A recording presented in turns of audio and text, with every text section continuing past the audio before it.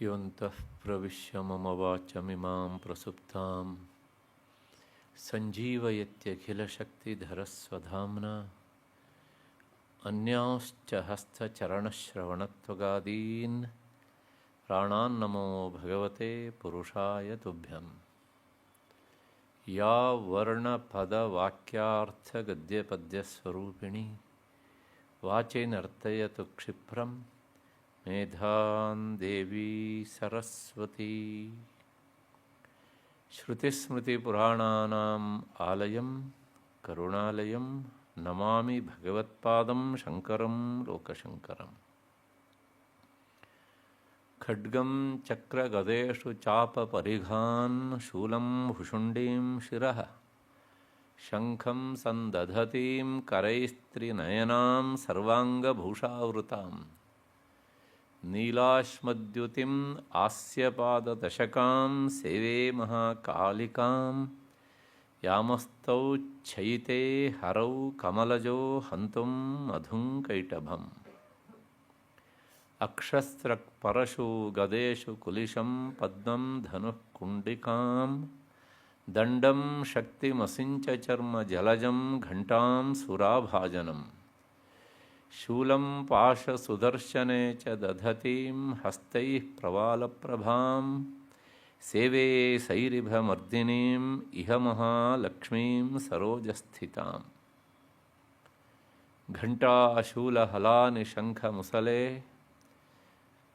ಚಕ್ರಂ ಧನುಸ್ಸಾಯಕಂ ಹಸ್ತಾಬ್ಜೈಃ ದಧತಂ ಘನಾಂತವಿಲಸಚ್ಛೀತಾಂಶು ತುಲ್ಯಪ್ರಭಾಂ.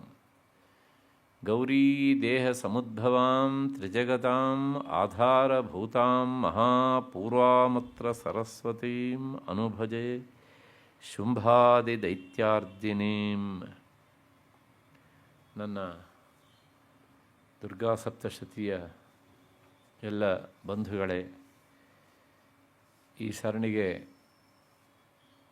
ದತ್ತಿ ನ್ಯಾಸಕರ್ತರಾಗಿ ಪ್ರಾಯೋಜಕರಾಗಿ ಸಹಕರಿಸ್ತಕ್ಕಂಥ ಎಲ್ಲ ಆ ಪರಿವಾರದವರೇ, ನನ್ನ ಮತ್ತು ನಿಮ್ಮೆಲ್ಲರ ಬುದ್ಧಿ ಗುಹೆಯನ್ನು ಬೆಳಗ್ತಾ ಇರುವಂತಹ ಚಂಡಿಕಾ ಪರಮೇಶ್ವರಿ ಎನ್ನುವಂತಹ ಮಹಾಚೈತನ್ಯ ಸ್ವರೂಪಿಣಿಗೆ ಅನಂತ ಪ್ರಣಾಮಗಳನ್ನು ಸಲ್ಲಿಸಿ ಈ ದಿನದ ಚಿಂತನೆಗೆ ಮುಂದಾಗ್ತಾ ಇದ್ದೇನೆ. ನಿನ್ನೆ ದಿವಸ 5ನೆಯ ಅಧ್ಯಾಯವನ್ನು ನಾವು ಒಂದು ಹಂತಕ್ಕೆ ತಂದು ಮುಗಿಸಿಕೊಂಡಿದ್ದೇವೆ.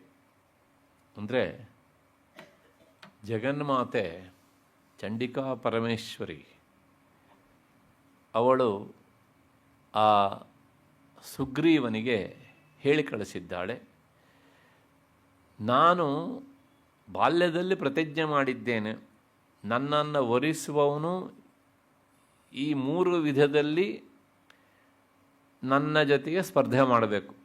ಒಂದು, ನನ್ನ ಯುದ್ಧದಲ್ಲಿ ಸೋಲಿಸಬೇಕು, ಅದಿಲ್ಲದೇ ಇದ್ದರೆ ನನ್ನ ಅಹಂಕಾರವನ್ನು ಉಡಗಿಸಬೇಕು, ಅಥವಾ ಕೊನೆ ಪಕ್ಷ ನನಗೆ ಸಮಾನ ಪ್ರತಿಸ್ಪರ್ಧಿಯಾದರೂ ಆಗಿರಬೇಕು. ಹೀಗಿದ್ದರೆ ನಾನು ಅವನನ್ನು ಮದುವೆ ಆಗಬಹುದು. ಇದು ನಾನು ಮದುವೆ ಆಗೋದಕ್ಕೆ ಇಟ್ಕೊಂಡಂಥ ಮಾನದಂಡ. ಶುಂಭ ಇದನ್ನು ಮಾಡ್ತಾನೆ ಅಂತಾದರೆ ಖಂಡಿತವಾಗಿಯೂ ಸಹ ಅವನು ಬರಲಿ, ನನ್ನನ್ನು ನೋಡಲಿ, ಈ ಹುಡುಗಿ ಆಗಬಹುದೇ ಅಂತ ಅವನಿಗೆ ಅನಿಸಿದರೆ ಅವನು ಆಯ್ಕೆ ಮಾಡಿಕೊಳ್ಳಿ. ಅದು ಕಂಡೀಷನ್ ಇದು 3 ಇದೆ. 3ರಲ್ಲಿ ಯಾವುದಾದ್ರು ಒಂದನ್ನಾದರೂ ಸಹ ಅವನು ಫುಲ್ಫಿಲ್ ಮಾಡಬೇಕು. ಈಗ ಅಂತ ಇದನ್ನು ಹೇಳಿದಾಗ ಆಮೇಲೆ ಸುಗ್ರೀವ ಅವನು ಹೇಳ್ತಾನೆ, ನೀನು ತುಂಬ ಗರ್ವಿಷ್ಠಳು, ಅಹಂಕಾರ ನನಗೆ, ಇವತ್ತಿನ ಭಾಷೆಯಲ್ಲಿ ಹೇಳಿದವರು ಕೊಬ್ಬು ಅಂತೆಲ್ಲ ಹೇಳ್ದ. ಅದು ಯಾವುದಕ್ಕೂ ಅವಳು ಪ್ರತಿಕ್ರಿಯಿಸಲಿಲ್ಲ. ನೋಡಪ್ಪ, ನನ್ನ ಪ್ರತಿಜ್ಞೆ ಹೀಗಿದೆ, ಆಗ ನೀನು ಹೋಗಿ ಹೇಳು ಅವನಿಗೆ ಯಾವುದು ಸರಿ ಅಂತ ಅನಿಸುತ್ತೋ ಅದನ್ನು ಮಾಡಲಿ ಅಂತ. ಇಷ್ಟು ಸುದ್ದಿಯನ್ನು ಹೊತ್ಕೊಂಡು ಅವನು ಹೋಗಿ ಶುಂಭನಿಗೆ ಆ ವಿಚಾರವನ್ನು ಹೇಳಿ ಆದಮೇಲೆ ಮುಂದೇನಾಗುತ್ತೆ ಅನ್ನೋದನ್ನು ಈ 6ನೇ ಅಧ್ಯಾಯ ನಮಗೆ ತಿಳಿಸಿಕೊಡುತ್ತೆ. ಇವತ್ತು 1-2 ವಿಕೆಟ್ ಬೀಳಬಹುದು, ನೋಡೋಣ ಏನಾಗುತ್ತೆ ಅಂತ. ಯಾಕೆಂದರೆ ಇನ್ನೂ ಈ ಸರಸ್ವತಿ ಅವತಾರದಲ್ಲಿ ಇನ್ನೂ ವಿಕೆಟ್ ಬೀಳೋದಕ್ಕೆ ಪ್ರಾರಂಭ ಆಗಿಲ್ಲ, ಇವತ್ತಿಂದ ಪ್ರಾರಂಭ ಆಗುತ್ತೆ.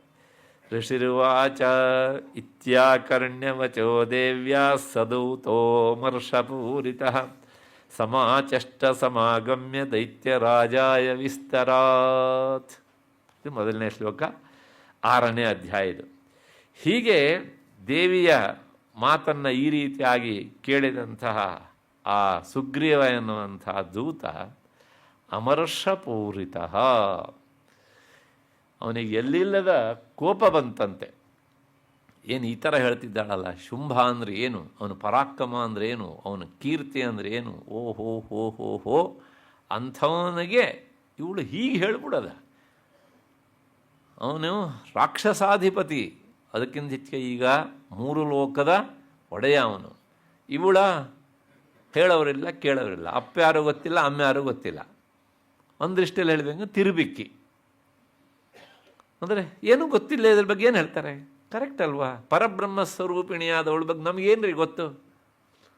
ಹೌದು ತಾನೆ? ಹಾಗಾಗಿ ಯಾವಾಗಲಾಗೆ ನಮಗೆ ಗೊತ್ತಿಲ್ಲ ಅಂದ್ಕೊಂಡು ನಾವು ಅವ್ರನ್ನ ತೀರ್ಮಾನ ಮಾಡೋದು, ಅದನ್ನು ತಿಳ್ಕೊಳ್ಳಿಕ್ಕೆ ಪ್ರಯತ್ನ ಮಾಡೋದಿಲ್ಲ. ಹೆಚ್ಚು ಕಡಿಮೆ ನಾವೆಲ್ಲರೂ ಸಹ ಇವ್ರ ಜಾತಿಗೆ ಸೇರವರೇ ಮಾನಸಿಕವಾಗಿ, ಪೂರ್ತಿ ಅಲ್ಲದಿದ್ದರೆ ಒಂದು ಅಂಶ ನಮ್ಮಲ್ಲೂ ಉಂಟು. ಹೀಗೆ ಅಮರ್ಷಪೂರಿತ, ಕೋಪ ಬಂದ್ಬಿಡ್ತವನಿಗೆ. ಸಮಾಚಷ್ಟ ಸಮಾಗಮ್ಯ, ತಕ್ಷಣ ಬಂದ. ಸಮಾಗಮ್ಯ ಅಂದರೆ ಆ ಶುಂಭನ ಹತ್ರ ಬಂದು ದೈತ್ಯರಾಜಾಯ, ಆ ದೈತ್ಯರಾಜ ಶುಂಭನಿಗೆ ಏನು ಮಾಡಿದ? ವಿಸ್ತರಾತ್ ಸಮಾಚಷ್ಟ, ಸಂಕ್ಷೇಪವಾಗಿ ಹೇಳಲಿಲ್ಲ. ಅಂದರೆ ಅವಳು ಹೇಳಿದ್ದಕ್ಕೆ ಇನ್ನೂ ಸ್ವಲ್ಪ ಮಸಾಲೆ ಎಲ್ಲ ಸೇರಿಸಿ ಇವನು ತಕ ತಕ ತಕ ಕುಣಿಬೇಕು, ಹಾಗೆ ಮಾಡಿದ. ಇಂಥವ್ರೇನಾದ್ರು ಅಂಬಾಸಡರ್ ಆದರೆ ಅಷ್ಟೇ ಕುಲ್ಗೆಟ್ಟು ಹೋಗ್ತದೆ ದೇಶ ಈಗ ಅಂತ. ಆದರೆ ಏನು ಮಾಡ್ತೀರಾ? ಇಂಥವ್ರಿಗೆ ಇಂಥವರೇ ಸಿಗೋದು ಅಲ್ವಾ? ಹಾಗೆ ಒಳ್ಳೆಯವರಾದರೆ ಅವ್ರಿಗೆ ಒಳ್ಳೆಯವರೇ ಕಾಣ್ತಾರೆ. ನಾವು ಹಿಂದೂ ಎಲ್ಲ ನಮ್ಮ ದೇಶದಲ್ಲಿ ನೋಡ್ಕೊಂಡು ಬಂದಿದ್ದೇವೆ. ರಾಮನಿಗೂ ಒಬ್ಬ ಅಂಬಾಸಡರ್ ಸಿಕ್ಕಿದ. ಮೊಟ್ಟ ಮೊದಲು ನಮ್ಮ ದೇಶದ ಸಮುದ್ರ ಉಲ್ಲಂಘನೆ ಮಾಡಿ ಹೋದವನಪ್ಪ, ಹೌದು ತಾನೇ? ಆಮೇಲೆ ಅದು ವಿವೇಕಾನಂದರಿಗೆ ಪ್ರೇರಣೆ ಕೊಡ್ತೋದು. ಇಂಥವ್ರು ಮಾಡಿದ್ರೆ ನಮ್ಮವರಿಗೂ ಪ್ರೇರಣೆ ಕೊಡುತ್ತೆ, ಈಗಿರುವವರಿಗೆಲ್ಲ ಇದು ಹೀಗೆ ಅಂತ.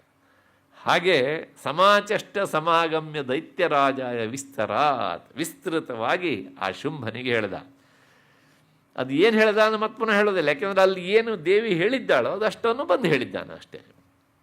ತಸ್ಯ ದೂತಸ್ಯ ತದ್ವಾಕ್ಯಂ ಆಕರ್ಣ್ಯ ಅಸುರಾಟ್ ತತಃ ಸಕ್ರೋಧ ಪ್ರಾಹ ದೈತ್ಯಾನಾಂ ಅಧಿಪಂ ಧೂಮ್ರಲೋಚನಂ. ಯಾವಾಗ ಈ ಸುಗ್ರೀವ ಹೀಗೆ ಬಂದೆಲ್ಲ ಹೇಳಿದ್ನ, ಅವನ ಮಾತನ್ನು ಕೇಳಿದ ತಕ್ಷಣ ಇವನಿಗೆ ಕಾಲಿಂದ ತಲೆಯವರಿಗೆ ಕೋಪ ಬಂತು. ಆಕರ್ಣ್ಯ ಅಸುರರಾಟ್, ಅಸುರರಾಟ್ ಅಂದರೆ ಅಸುರ ರಾಜ. ರಾಟ್ ರಾಜವು, ರಾಟ್ ರಾಜವು ರಾಜ ಅಂತ ಆ ಶಬ್ದದ ಒಂದು ನಡೆ. ಹಾಗಾಗಿ ಅಸುರ ರಾಟ್ ಅಂದರೆ ಅಸುರರಿಗೆಲ್ಲ ಅವನೇ ಇವಾಗ ಸುಪ್ರೀಂ ಚಕ್ರವರ್ತಿ ಇದ್ದಾಗ ಒಂದು ರೀತಿಯಲ್ಲಿ ಹೀಗೆ ಅಂತ. ಅವನು ಸಕ್ರೋಧ, ಕೋಪ ಮಾಡಿಕೊಂಡ ತಕ್ಷಣ ಆ ಧೂಮ್ರಲೋಚನ ಅಂತ ಒಬ್ಬ ಸೈನ್ಯಾಧಿಪತಿ ಅವನನ್ನು ಕರೆದು ಹೇಳ್ತಾನೆ, ಹೇ ಧೂಮ್ರಲೋಚನ. ಧೂಮ್ರಲೋಚನ ಅಂದರೆ ಅವನ ಕಣ್ಣು ಒಂಥರ ಹೊಗೆ ಕಟ್ಟಿದಂಗಿತ್ತಂತೆ, ಅಷ್ಟು ಕೆಂಪಡ್ಕೊಂಡಿತ್ತು ಅವನಿಗೆ. ಭಾಳಷ್ಟು ಜನ ಇರ್ತಾರೆ, ಆವತ್ತು ನಮ್ಮ ದೇಶದಲ್ಲಿ ಇಂಥವನು ಒಬ್ಬನೇ ಇದ್ದ. ಇವತ್ತು ಕೆಲವು ಜನ ಹೋಗಬೇಕಿದ್ರೆ ಕಣ್ಣು ಸರಿ ಇರ್ತದೆ, ಅಂಗಡಿಯಿಂದ ಈಚೆ ಬರಬೇಕ್ರೆ ಎಲ್ಲರೂ ಧೂಮ್ರಲೋಚನೆಂದಿರೇ ಆಗಿರ್ತಾರೆ ಅಲ್ವಾ? ಹಾಗಾಗಿ ಇವತ್ತು ಅವ್ರ ಪರಂಪರೆ ಜಾಸ್ತಿ ಉಂಟು. ಹೇಳ್ತಾನೆ, ಹೇ ಧೂಮ್ರಲೋಚನ ಆಶುತ್ವಂ ಸ್ವಸೈನ್ಯ ಪರಿವಾರಿತ, ನೀನು ಸೈನ್ಯಾಧಿಪತಿ. ಅವನತ್ರ ಎಷ್ಟೋ ಒಂದಿಷ್ಟು ತುಕಡಿಗಳನ್ನು ಕೊಟ್ಟಿದ್ದಾನೆ ಇವನು ಶುಂಭ. ನಿನ್ನೆಲ್ಲ ಸೈನ್ಯವನ್ನು ಕಟ್ಕೊಂಡು ಹೋಗು ಅಲ್ಲಿಗೆ. ಎಲ್ಲಿಗೆ? ಅವಳು ಎಲ್ಲಿದ್ದಾಳೋ ಅಲ್ಲಿಗೆ ಹೋಗಿ ತಾಮಾನಯ ಬಲಾದುಷ್ಟಾಂ ಕೇಶಾಕರ್ಷಣ ವಿಹ್ವಲಾಂ. ಹೋದ ಮೇಲೆ ಸಾಮ ದಾನ ಭೇದ ಯಾವುದೂ ಇಲ್ಲ, ಇದ್ದಕ್ಕಿದ್ದಾಗೆ ದಂಡವೇ. ಹೋಗಿ ನೇರವಾಗಿ ಅವಳ ತುರುಬಿ ಕೈ ಹಾಕು. ಕೇಶಾಕರ್ಷಣ, ಕೂದಲು ಹಿಡಿದು ದರ ದರ ದರ ದರ ದರ ಎಳ್ಕೊಂಡು ಬಾ. ಇದು ರಾಜನ ಸಂಸ್ಕೃತಿ. ಹೀಗಿದ್ರೆ ಅವನ ಕೈ ತಳಗಳವ್ರು ಯಾರು ಇರ್ತಾರೆ, ಅವ್ರು ಹೇಗಿರ್ತಾರೆ ಅಲ್ವಾ? ಅಷ್ಟೇ. ಅವನೇ ಹೇಳೋನಾದರೆ ಮತ್ತು ಅವನ ಕೈ ತೆಳಗಿರೋರು ಅವರು ಇನ್ನೂ ಒಂದು ಹೆಜ್ಜೆ ಮುಂದೆ ಹೋಗಿರ್ತಾರೆ ಅಂತ. ಅದರಿಂದ ಹೇಗೆ ಹೋಗಬೇಕವನು, ತಡ ಮಾಡಬೇಡ, ಬೇಗ ಹೊರಡು ಅಂತ ಹೇಳಿ ಅವನನ್ನು ಅಲ್ಲಿಂದ ಹೊರಡಿಸಿದ್ದಾನೆ. ತಾಮಾನಯ ಬಲ ದುಷ್ಟಾಂ ಕೇಶಾಕರ್ಷಣ ಕಲಾಂ. ಹಾಗೆ ಹೋದಾಗ ತತ್ ಪರಿತ್ರಾಣದ ಕಶ್ಚಿದ್ ಯದಿಯೋತ್ತಿಷ್ಠತೆ ಪರಃ. ಒಂದು ನೆನ್ಪಿಟ್ಕೋ, ಅವಳ ಜೊತೆಗೆ ಯಾರೂ ಇರುವುದು ನಿಮ್ಮ ಕಣ್ಣಿಗೆ ಕಾಣದೇ ಇರ್ಬೋದು. ಯಾಕೆಂದರೆ ಸುಗ್ರೀವ ಹೇಳಿದಾಗ ಯಾರೂ ಇಲ್ಲ ಅವಳ ಜೊತೆಗೆ.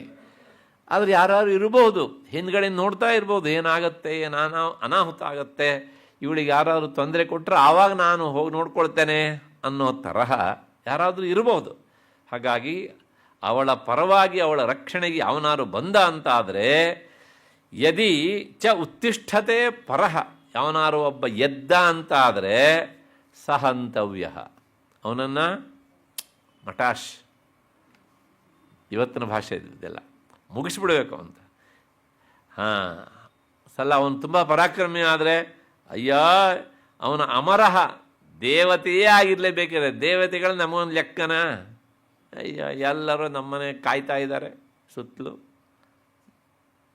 ಹಾಗಾಗಿ ಅವನ ದೇವತೆ ಆದರೂ ಏನು ಕೇರ್ ಮಾಡಬೇಡಿ ನೀವು. ಅಷ್ಟೇ ಅಲ್ಲ, ಯಕ್ಷ ಗಂಧರ್ವ ಏವವ, ಅವನು ಯಕ್ಷನಾರು ಆಗಿರಲಿ ಗಂಧರ್ವನಾಗಿರಲಿ ಅವನನ್ನು ಮುಗಿಸೇ ಬಿಡಿ.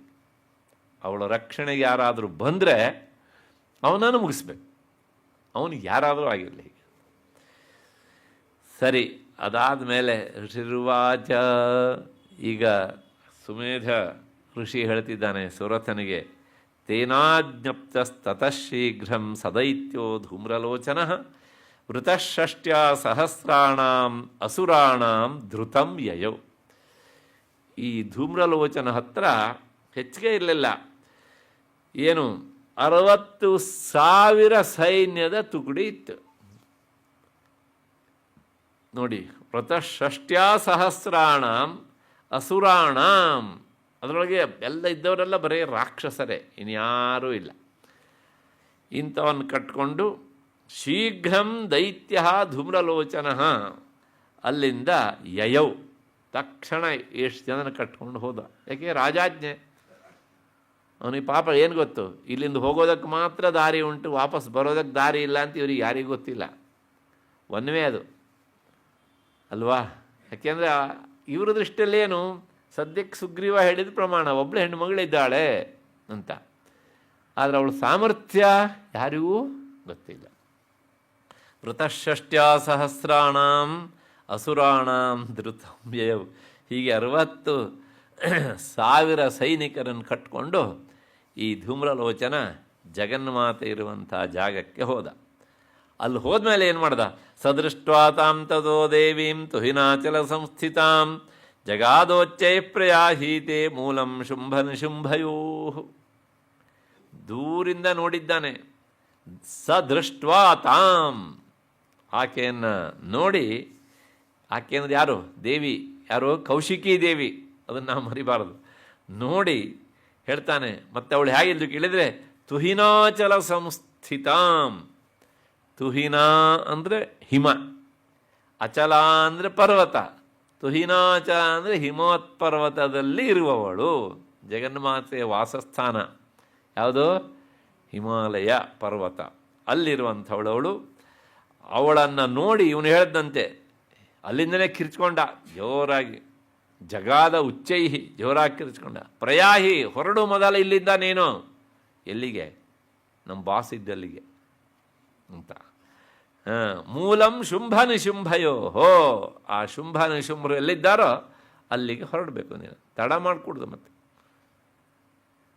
ಎಲ್ಲರೂ ಆರ್ಡ್ರ್ ಮಾಡೋರೆ, ಆರ್ಡ್ರ್ ಮಾಡುವ ಅಧಿಕಾರ ಅಥವಾ ಅಂತಃಸತ್ವ ನಮಗೆ ಎಷ್ಟಿದೆ ಅಂತ ಭಾಳಷ್ಟು ಜನ ವಿಚಾರ ಮಾಡೋದಿಲ್ಲ. ಸುಮ್ಮನೆ ಬಾಯಿ ಬಂದಿದ್ದನ್ನು ಹೇಳ್ಬಿಡೋದು ಹೀಗೆ ಅಂತ. ಅದು ಆರ್ಡ್ರ್ ಅಂತ ಅವ್ರು ಅಂದ್ಕೊಂಡಿರ್ತಾರೆ. 3 ಬಿಲ್ಲಿಗೆ ಬೆಲೆ ಇರೋದಿಲ್ಲ ಅದಕ್ಕೆ. ಇತ್ತೀಚೆಗೆ ಒಂದು ಘಟನೆ ನಡೆದಿದ್ದೆಲ್ಲ ನೀವೆಲ್ಲ ನೋಡಿರಬೇಕು ಪ್ರಾಯಶಃ ಅಲ್ವಾ? ಸುಮ್ಮನೆ ನೀನು ಯಾಕೆ ನಿಂತ್ಕೊಂಡ್ಯಾ ಇಲ್ಲಿ, ಹೋಗೋ ಆಚೆ ಅಂತಂದರೆ ಗೊತ್ತಾಯಿತು ಅಂತ ಅಂದ್ಕೊಂಡಿದ್ದೇನೆ. ಹೀಗೆ ಆಳುವ ಪ್ರಭುಗಳು ಹೇಗಿರಬಾರ್ದು ಅನ್ನೋದಕ್ಕೆ ಇದೆಲ್ಲ ಉದಾಹರಣೆ. ಇದಕ್ಕೆ ಅಪವಾದಾಗಿ ಬೇರೆಯವರು ಸಿಗ್ತಾರೆ ನಮಗೆ. 10-12 ವರ್ಷಗಳಲ್ಲಿ ಒಂದೇ ಒಂದು ಇಂತಹ ಶಬ್ದಗಳನ್ನು ನಾವು ಕಾಣಲಿಕ್ಕೆ ಸಾಧ್ಯ ಇಲ್ಲ ಅಲ್ವಾ? ಎಂಥೆಂಥ ಉತ್ಕೃಷ್ಟವಾದ ಕೆಲಸ ಆಗ್ತಾ ಇರುತ್ತೆ ಒಂದು ಕಡೆಗೆ, ಮತ್ತು ಇನ್ನೊಂದು ಕಡೆಗೆ ಅಷ್ಟೇ ಕೊಳಕು ಕೆಲಸನೂ ಸಹ ನಡೀತಾ ಇರುತ್ತೆ ಅಂತ. ಆ ಭಾಗದಲ್ಲಿರುವಂಥ ಜನರ ಅದೃಷ್ಟ ಅಥವಾ ಅವರ ದುರಾದೃಷ್ಟ, ಎರಡನೇ ಗುಂಪಲ್ಲಿ ನಾವು ಅಷ್ಟೇ. ನೆಕ್ಸ್ಟ್, ಜಗಾದೋಚ್ಚೈ ಪ್ರಯಾಹೀತಿ ಮೂಲಂ ಶುಂಭನಿ ಶುಂಭಯೋ ನ ಚೇತ್ ಪ್ರೀತ್ಯಾದ್ಯ ಭವತಿ ಮದ್ಭರ್ತಾರಮುಪೈಷ್ಯತಿ ತಥೋ ಬಲಾನ್ಯೇಷ ಕೇಶಾಕರ್ಷಣ ವಿಹ್ವಲಾಂ. ನಾನು ಹೇಳ್ತಿದ್ದೇನೆ, ಇಲ್ಲಿಂದ ನೀನು ಹೊರಡಬೇಕು ಈ ಕ್ಷಣದಲ್ಲಿ. ಅಕಸ್ಮಾತ್ತಾಗಿ ನೀನು ಇಲ್ಲಿಂದ ಹೊರಡದೇ ಇದ್ದರೆ ಭವತಿ ಮದ್ಭರ್ತಾರಮುಪೈಷ್ಯತಿ, ನಮ್ಮ ಯಜಮಾನಿದ್ದಾನಲ್ಲ ಶುಂಭನೋ ಅಥವಾ ನಿಶುಂಭನೋ, ಅವರನ್ನು ಹೋಗಿ ನೀನು ಸೇರದೇ ಇದ್ದರೆ, ಅವರನ್ನು ಪತಿ ಅಂತ ನೀನು ಒಪ್ಪಿಕೊಳ್ಳದೇ ಇದ್ದರೆ, ಅಂದರೆ ಆ ವಿಷಯದಲ್ಲಿ ನೀನೇನು ಕಿತಾಪತಿ ಮಾಡಬಾರ್ದು ಅಂತ, ಅವ್ರನ್ನ ಪತಿ ಅಂತ ಒಪ್ಕೊಂಡು ಬಿಡಬೇಕು ಹೀಗೆ ಅಂತ ಇವನು ಹೇಳಿದ ತಕ್ಷಣ. ತಥೋ ಬಲಾನ್ನಯಾಮಿ, ನಿನ್ನನ್ನು ಹೇಗೆ ಒಯ್ತೇನೆ ಕೇಳಿದರೆ ಬಲವಂತವಾಗಿ ನಿನ್ನನ್ನು ಎಳ್ಕೊಂಡು ಹೋಗ್ತೇನೆ.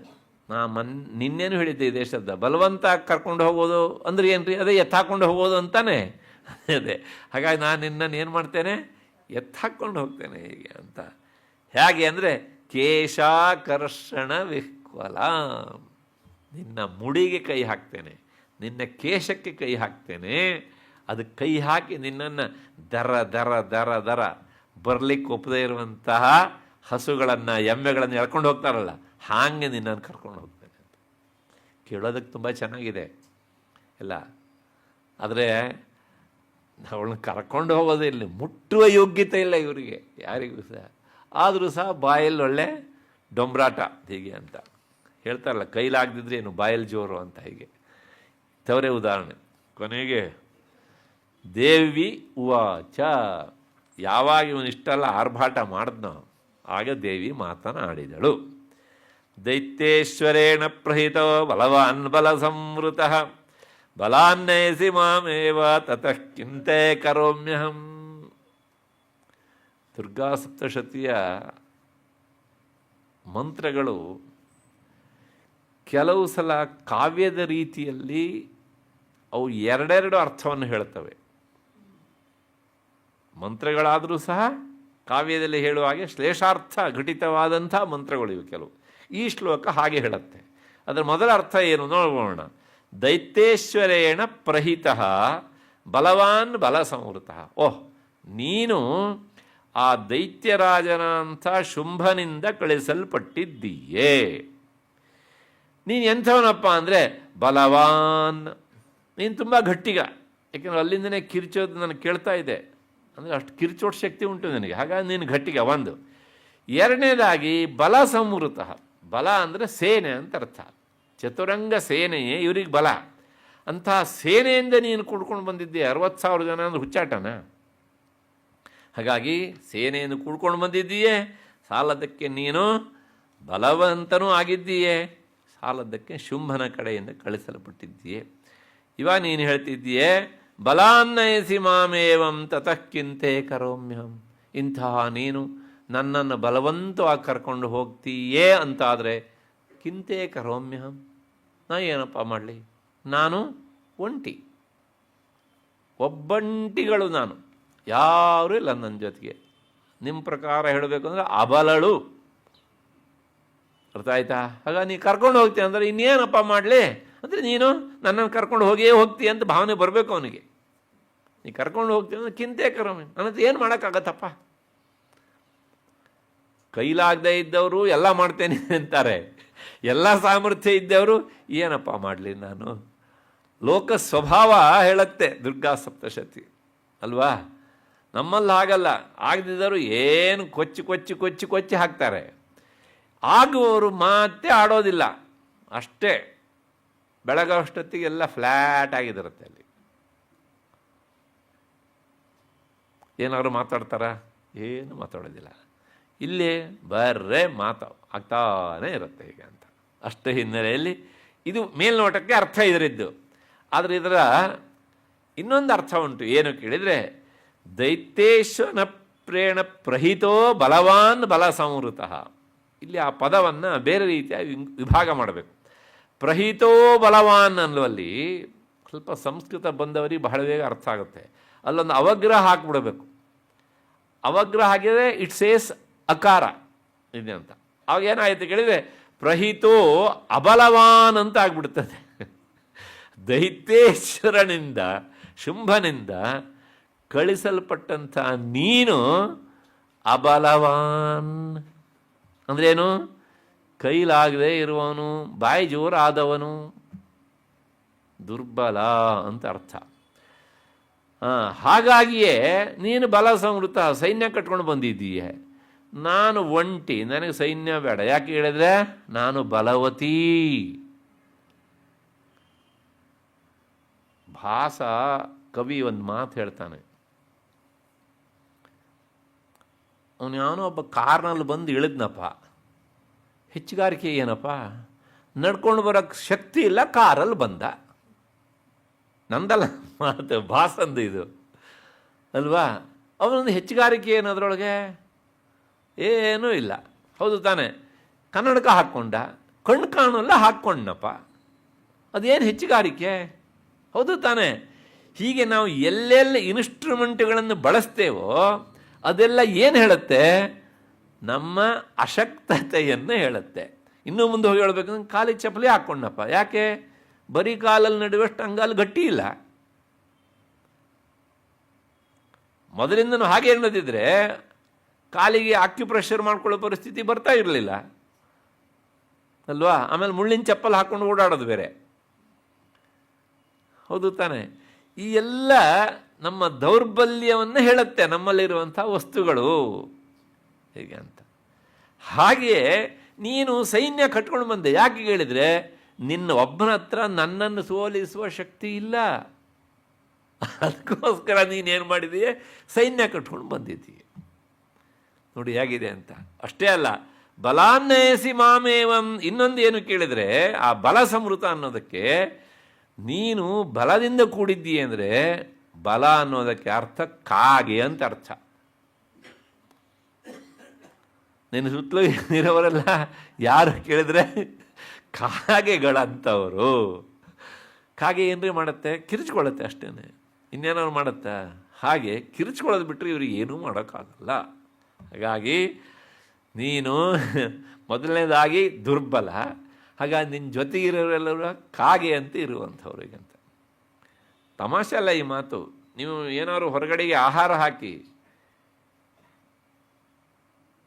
ಕಾಗೆ ಬಂದು ತಿಂತಾ ಇರುತ್ತೆ. ಒಂದು ಎರಡು ಪಾರಿವಾಳ ಬಂದರೆ ದೇಹದಲ್ಲಿ ಅದಕ್ಕಿಂತ ಚಿಕ್ಕದಂಥ ಪಾರಿವಾಳಗಳು ಬಂದಾಗ ಕಾಗೆ ಅಲ್ಲಿಂದ ಏನು ಮಾಡುತ್ತೆ? ಹೊರಟೋಗ್ತಾ ಇರುತ್ತೆ. ಇದು ಲೋಕದ ನಿಯಮ ಅಲ್ವಾ? ಆನೆ ಎಂಥ ಪ್ರಾಣಿ, ಅದರ ಎದುರಿನಲ್ಲಿ ಸಿಂಹ ಚಿಕ್ಕದೇ, ಆದರೆ ಸಿಂಹನನ್ನು ಕಂಡ್ರೆ ಆನೆ ಹೆದರುತ್ತೆ. ಅಷ್ಟೇ ಅಲ್ಲ, ಚಿಕ್ಕದಾದ ಮಾತ್ರಕ್ಕೆ ದೊಡ್ಡದನ್ನು ಬಗ್ಗಿಸಬಾರ್ದು ಅಥವಾ ದೊಡ್ಡದನ್ನು ನಿಯಂತ್ರಣ ಮಾಡಲಿಕ್ಕೆ ಆಗೋಲ್ಲ ಅನ್ನೋದು ಸುಳ್ಳು. ದೊಡ್ಡ ಮರ ಇರುತ್ತೆ ಅಥವಾ ದೊಡ್ಡ ಹುಲ್ಲಿನ ಗೊಣಬೆ ಇರುತ್ತೆ, ಅದಕ್ಕೆ ಅಷ್ಟೇ ದೊಡ್ಡ ಪ್ರಮಾಣದ ಬೆಂಕಿ ಹಾಕಬೇಕಾ? ಒಂದು ಸಣ್ಣ ಕಿಡಿ ಸಾಕು, ಸ್ಪಾರ್ಕ್. ಹೌದು ತಾನೇ? ಎಲ್ಲವನ್ನು ಮುಗಿಸತ್ತೆ. ಹಾಗಾಗಿ ಶಕ್ತಿ ಅನ್ನೋದು ಯಾವುದನ್ನು ಮುಗಿಸಸ್ತೋ ಅಷ್ಟೇ ಗಾತ್ರದ್ದಾಗಿರಬೇಕು ಎನ್ನುವಂಥ ನಿಯಮ ಇಲ್ಲ. ಅಷ್ಟು ಹಿನ್ನೆಲೆಯಲ್ಲಿ ಈಗ ಮತ್ತೆ ಮುಂದಿನ ಮಾತು ಅದಕ್ಕೆ, ಬಲಾನ್ನಯಸಿ ಮಾಮೇವಂ. ನೀನು ನನ್ನನ್ನು ಬಲವಂತವಾಗಿ ಕರ್ಕೊಂಡು ಹೋಗ್ತೀಯ ಅಂತಾದರೆ ತತಃ ಕಿಂತೇ ಕರೋಮ್ಯಹಂ. ನಾನು ನಿನಗೇನು ಮಾಡ್ತೇನೆ ಕೇಳಿದರೆ ಕಿಂತೇ ಕರೋಮಿ ಅಂದರೆ ನಿನಗೆ ತೇ ಕಿಂ ಕರೋಮಿ ಅಂದರೆ ನಿನ್ನನ್ನು ಕುತ್ಸಿತನನ್ನಾಗಿ ಮಾಡಿಬಿಡ್ತೇನೆ. ಕಿಂಕರೋಮಿ, ನನ್ನ ಕಿಂಕರೋಮಿ ಅಂದರೆ ಏನು? ಕೈಲಾಗದೇ ಇರೋನನ್ನಾಗಿ ಮಾಡ್ತೇನೆ ಅಂತ. ನೋಡಿ, ಮೊದಲ ಅರ್ಥಕ್ಕೂ ಈ ಅರ್ಥಕ್ಕೂ ಎಷ್ಟು ವಿರುದ್ಧವಾದಂಥದ್ದೇ ಅಂತ. ಹಾಗಾಗಿ ನೀನು ಬಲವಂತ ಮಾಡ್ತೀಯಾ? ಮಾಡು, ಕರ್ಕೊಂಡೋಗು, ನೋಡೋಣ ಅಂತ. ಹೀಗೆ ದೇವಿ ಹೇಳಿದಾಗ ಮುಂದೇನಾಯಿತು? ಋಷಿರಿವಾಚ, ಕಥೆಯನ್ನು ಹೇಳ್ತಾ ಇರೋರು ಸುಮೇಧ ಋಷಿ. ಹಾಗೆ ಮಧ್ಯೆಯಲ್ಲಿ ಅವರು ಪ್ರವೇಶ ಆಗಬೇಕು, ಅಲ್ಲದೆ ನಾವು ಅವ್ರನ್ನ ಮರ್ತೇ ಬಿಡ್ತೇವೆ, ನಾವು ಅವ್ರನ್ನ ಮರಿಬಾರ್ದು. ಹಾಗಾಗಿ ಇತ್ಯುಕ್ತ ಸಹ ಅಭ್ಯಧಾವತ್ ತಾಂ ಅಸುರ ಧೂಮ್ರಲೋಚನ ಹುಂಕಾರೇಣೈವ ತಂ ಭಸ್ಮ ಸಾಚಕಾರ ಅಂಬಿಕಾ ತದಾ. ಯಾವಾಗ ದೇವಿ ಹೀಗೆ ಹೇಳಿದ್ಲ ಅವನಿಗೆ ಒಂದು ಸಲ ಇನ್ಸಲ್ಟ್ ಆದಂಗಾಯ್ತು. ಮರ್ಯಾದೆ ಅವನ ಮನೆಯಲ್ಲೇ ಬಿಟ್ಟು ಬರ್ಬೋದಿತ್ತು, ತಂದಿದ್ದು ಅವನ ತಪ್ಪು. ಹಾಗಾಗಿ ಆ ಮರ್ಯಾದೆ ಕಟ್ಕೊಂಡು ಬಂದಿದ್ದಾನೆ. ಇವಾಗ ಅವನಿಗೆ ಅವನ ಮರ್ಯಾದೆ ಅಂದರೆ ಅವನ ಅಂತಃಕರಣಕ್ಕೆ ಒಂದು ರೀತಿಯ ಸ್ವಾಭಿಮಾನಕ್ಕೆ ಪೆಟ್ಟುಬಿತ್ತು. ತಕ್ಷಣ ಜಗನ್ಮಾತೆಯ ಮೇಲೆ ಆತ ಎರಗಿದ. ಯಾರು? ಈ ಧೂಮ್ರಲೋಚನ. ಇತ್ಯುಕ್ತಃ ಸೋಭ್ಯಧಾವತ್ತಾಂ ಅಸುರ ಧೂಮ್ರಲೋಚನ. ತನ್ನ ಹತ್ರ ಇವನು ಓಡಿ ಬರ್ತಾ ಇರೋದನ್ನು ನೋಡಿದ್ಲು. ನೋಡಿ ಅವನನ್ನು ತಡಿಬೇಕು ಅಂತ ಕೈ ಮುಂದೆ ಮಾಡಲಿಲ್ಲ, ಆಯುಧಗಳನ್ನು ಎತ್ಕೊಳ್ಳಿಲ್ಲ. ತಕ್ಷಣ ಒಂದು ಹುಂಕಾರ ಹಾಕಿದಳಂತೆ. ಅಷ್ಟೇ, ಹುಂಕಾರ ಹಾಕಿದ್ದು. ಹುಂಕಾರೇಣೈವ ಒಂದು ಹುಂಕಾರ ಹಾಕಿದಳು. ಮುಂದೆ ಏನಾಯಿತು ಕತೆ ಅಂದರೆ ಭಸ್ಮ. ಎಷ್ಟು ಪವರ್ಫುಲ್ ಆಗಿರ್ಬೇಕ್ರಿ. ಬರೇ ಒಂದು ಹುಂಕಾರ, ಅದು ಮುಗಿದಷ್ಟೊತ್ತಿಗೆ ಅದು ಬೂದಿ ಆಗಿ ತಣ್ಣಗಾಗಿತ್ತ ಏನೋ ಗೊತ್ತಿಲ್ಲ, ಅಷ್ಟರ ಮಟ್ಟಿಗೆ. ಕಾಳಿದಾಸ ಶಿವನ ಕಣ್ಣಿನ ಬಗ್ಗೆ ಹೇಳ್ತಾನೆ. ದುಷ್ಟರ ಜೊತೆಗೆ ಹೆಚ್ಚಿಗೆ ವ್ಯವಹಾರ ಮಾಡಲಿಕ್ಕೆ ಹೋಗಬಾರ್ದು, ಎಷ್ಟು ವರ್ಷ ಮಾತ್ರ. ನಿನ್ನೆ ವ್ಯವಹಾರ ಮಾಡಿದ್ದು ನೋಡಿದ್ದೇವೆ ನಾವೀಗ ಅಂತ. ಇವನು ಯಾವಾಗ ಎರಗಿ ಬರ್ತಾನೆ ಅಂತ ಗೊತ್ತಾಯಿತು. ಹಾಗಾಗಿ ಇವನನ್ನು ಇಲ್ಲೇ ಮುಗಿಸ್ಬೇಕು ಅಂಥೇಳಿ ಜಗನ್ನಾಥೆ ತನ್ನ ಮೂರನೇ ಕಣ್ಣು ತೆರೀಲಿಲ್ಲ. ಅವಳಿಗೂ ಮೂರನೇ ಕಣ್ಣು ಉಂಟು, ಯಾಕೆಂದರೆ ಶಿವನ ಸಂಪೂರ್ಣ ಸಾಮ್ಯತೆ ಅವಳಿಗುಂಟು.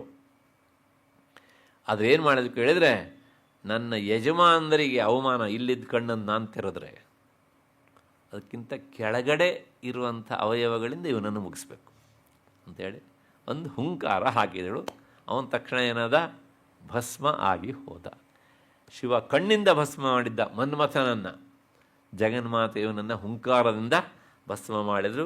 ಸಾ ಚಕಾರ ಅಂಬಿಕಾ ತದ. ಅಷ್ಟೇ, ಧೂಮ್ರಲೋಚನ ಏನಾದ? ಧೂಮ ಆಗಿ ಭಸ್ಮ ಆಗಿ ಹೋದ. ಇವಾಗ ಅಲ್ಲಿಗೆ ಮೊದಲನೇ ವಿಕೆಟ್ ಬಿತ್ತು ಸರಸ್ವತಿಯ ಅವತಾರದಲ್ಲಿ. ಮತ್ತು ಮುಂದೆ ಅಸಕೃದ್ಧಂ ಮಹಾಸೈನ್ಯಂ ಅಸುರಾಣಾಂ ತದಾಂಬಿಕಾಂ ವವರ್ಷ ಸಾಯಕೈಸ್ತೀಕ್ಷ್ಣೈ ತಥಾ ಶಕ್ತಿ ಪರಶ್ವಧೈ. ಅವನ ಕಡೆ 60,000 ಜನ ಇದ್ದಾರಲ್ಲ, ಅವರೆಲ್ಲ ಪಾಪ ಹೊಸಬರು, ಗೊತ್ತಿಲ್ಲ ಅವನಿಗೆ. ತಕ್ಷಣ ಇವನು ಯಾವಾಗ ಬೂದಿಯಾಗಿ ಬಿದ್ದನೋ ಅವರೆಲ್ಲರೂ ಎದ್ರು. ಎಲ್ಲ ಸೈನಿಕರು ಎದ್ದು, ಇಡೀ ಸೈನ್ಯವೇ ಇವಾಗ ಯಾರೂ ನಾಯಕರಿಲ್ಲ, ಹೇಳೋರಿಲ್ಲ, ಕೇಳೋರಿಲ್ಲ, ಅವರಿಗೆ ಇಷ್ಟ ಬಂದಂಗೆ ಮಾಡ್ಬೋದು. ಹಾಗಾಗಿ ಏನು ಮಾಡೋದು ಕೇಳಿದರೆ, ಜಗನ್ಮಾತೆಯನ್ನು ಕುರಿತು, ಕೌಶಿಕಿ ಮಾತೆಯನ್ನು ಕುರಿತು ವವರ್ಷ ಸಾಯಕೈಸ್ತೀಕ್ಷ್ಣೈ ತಥಾಶಕ್ತಿ ಪರಶ್ವಧೈ, ಆಕೆಯ ಮೇಲೆ ಆ ಬಾಣಗಳ ಸುರಿಮಳೆಯನ್ನು ಸುರಿಸಿದರು. ಇವರೆಲ್ಲರೂ ಸಹ ಸೇರಿಕೊಂಡು ಶಕ್ತಿ ಪರಶ್ವಧೈ. ತಥೋ ಆಗ ಜಗನ್ಮಾತೆ ಅದಕ್ಕೆ ಪ್ರತಿಕ್ರಿಯಿಸಲಿಕ್ಕೆ ಹೋಗಲಿಲ್ಲ. ಜಗನ್ಮಾತೆಯ ಪಕ್ಕದಲ್ಲಿ ನಿಂತಿತ್ತಲ್ಲ ಸಿಂಹ, ಆ ಸಿಂಹ ಏನು ಮಾಡ್ತಂತೆ, ಒಂದು ಸಲ ತನ್ನ ಕತ್ತನ್ನು ಹೀಗೆ ಅಲ್ಲಾಡಿಸ್ತಂತೆ. ಧೃತ ಸಟಃ. ಸಟ ಅಂದರೆ ಕತ್ತಿನ ಮೇಲೆ ಇರುವ ಕೂದಲು, ಧೃತ ಅಂದರೆ ಅದನ್ನು ಅಲ್ಲಾಡಿಸ್ತಂತೆ. ಹಾಗೆ ಅಲ್ಲಾಡಿಸಿ ಕೋಪಾತ್ ಕೃತ್ವಾ ನಾದಂ ಸುಭೈರವಂ, ಒಂದು ಸಲ ಸಿಂಹ ಗರ್ಜನೆ ಮಾಡಿತು.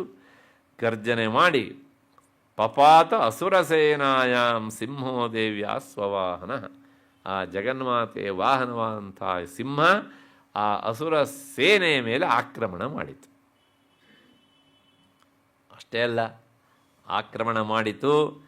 ಹೇಗೆ ಆಕ್ರಮಣ ಮಾಡಿತು ಅಂದರೆ, ಒಬ್ಬೊಬ್ಬರನ್ನೇ ಮುಗಿಸ್ತಾ ಹೋಗಿದೆ. ಅದು 60,000 ಜನರನ್ನು ಮುಗಿಸಿದ್ದನ್ನು ಹೇಳೋದಿಲ್ಲ ದುರ್ಗಾ ಸಪ್ತಶತಿ. ಕೆಲವು ಜನರ ಗುಂಪಾಗಿ ಹೇಳುತ್ತೆ. ಕೆಲವು ಜನರನ್ನು ಹೇಗೆ ಮುಗಿಸ್ತು? ಕಾಂಶ್ಚಿತ್ ಕರಪ್ರಹಾರೇಣ. ಕೆಲವು ಜನರನ್ನು ಉಗುರಿನಿಂದ ಕೂಗುಡಿದ ತನ್ನ ಪಂಜುಗಳು ಕೈಯಿಂದ ಹೊಡೆದಿದೆ ಸಿಂಹ, ಹಾಗೆ ಕೆಲವು ಜನರನ್ನು ಮುಗಿಸಿದೆ. ಅದಾದಮೇಲೆ ದೈತ್ಯಾನ್ ಆಸ್ಯೇನ ಚ ಅಪರಾನ್, ಮತ್ತೆ ಕೆಲವು ಜನ ದೈತ್ಯರನ್ನು ಆಸ್ಯೇನ ತನ್ನ ಮುಖದಿಂದ ಅಂದರೆ ಮುಖದ ಒಳಗಿರುವಂಥ ಕೋರೆ ಹಲ್ಲುಗಳಿಂದ ಒಂದೇ ಸಲ 8-10 ಜನರನ್ನು ಮುಗಿಸ್ತಾ ಹೋಗಿದೆ ಹೀಗೆ ಅಂತ. ಅದಾದಮೇಲೆ ಕೆಲವು ಜನರನ್ನು ಆಕ್ರಮ್ಯ ಅವರನ್ನು ನೇರವಾಗಿ ಜಿಗಿದು ಅವರನ್ನು ಸಾಯಿಸಿದೆ. ಅದಾದಮೇಲೆ ಕೆಲವು ಜನರನ್ನು ಅಧರೇಣ, ಅಧರ ಅನ್ನೋದಕ್ಕೆ 2 ಅರ್ಥ ಇಲ್ಲಿ.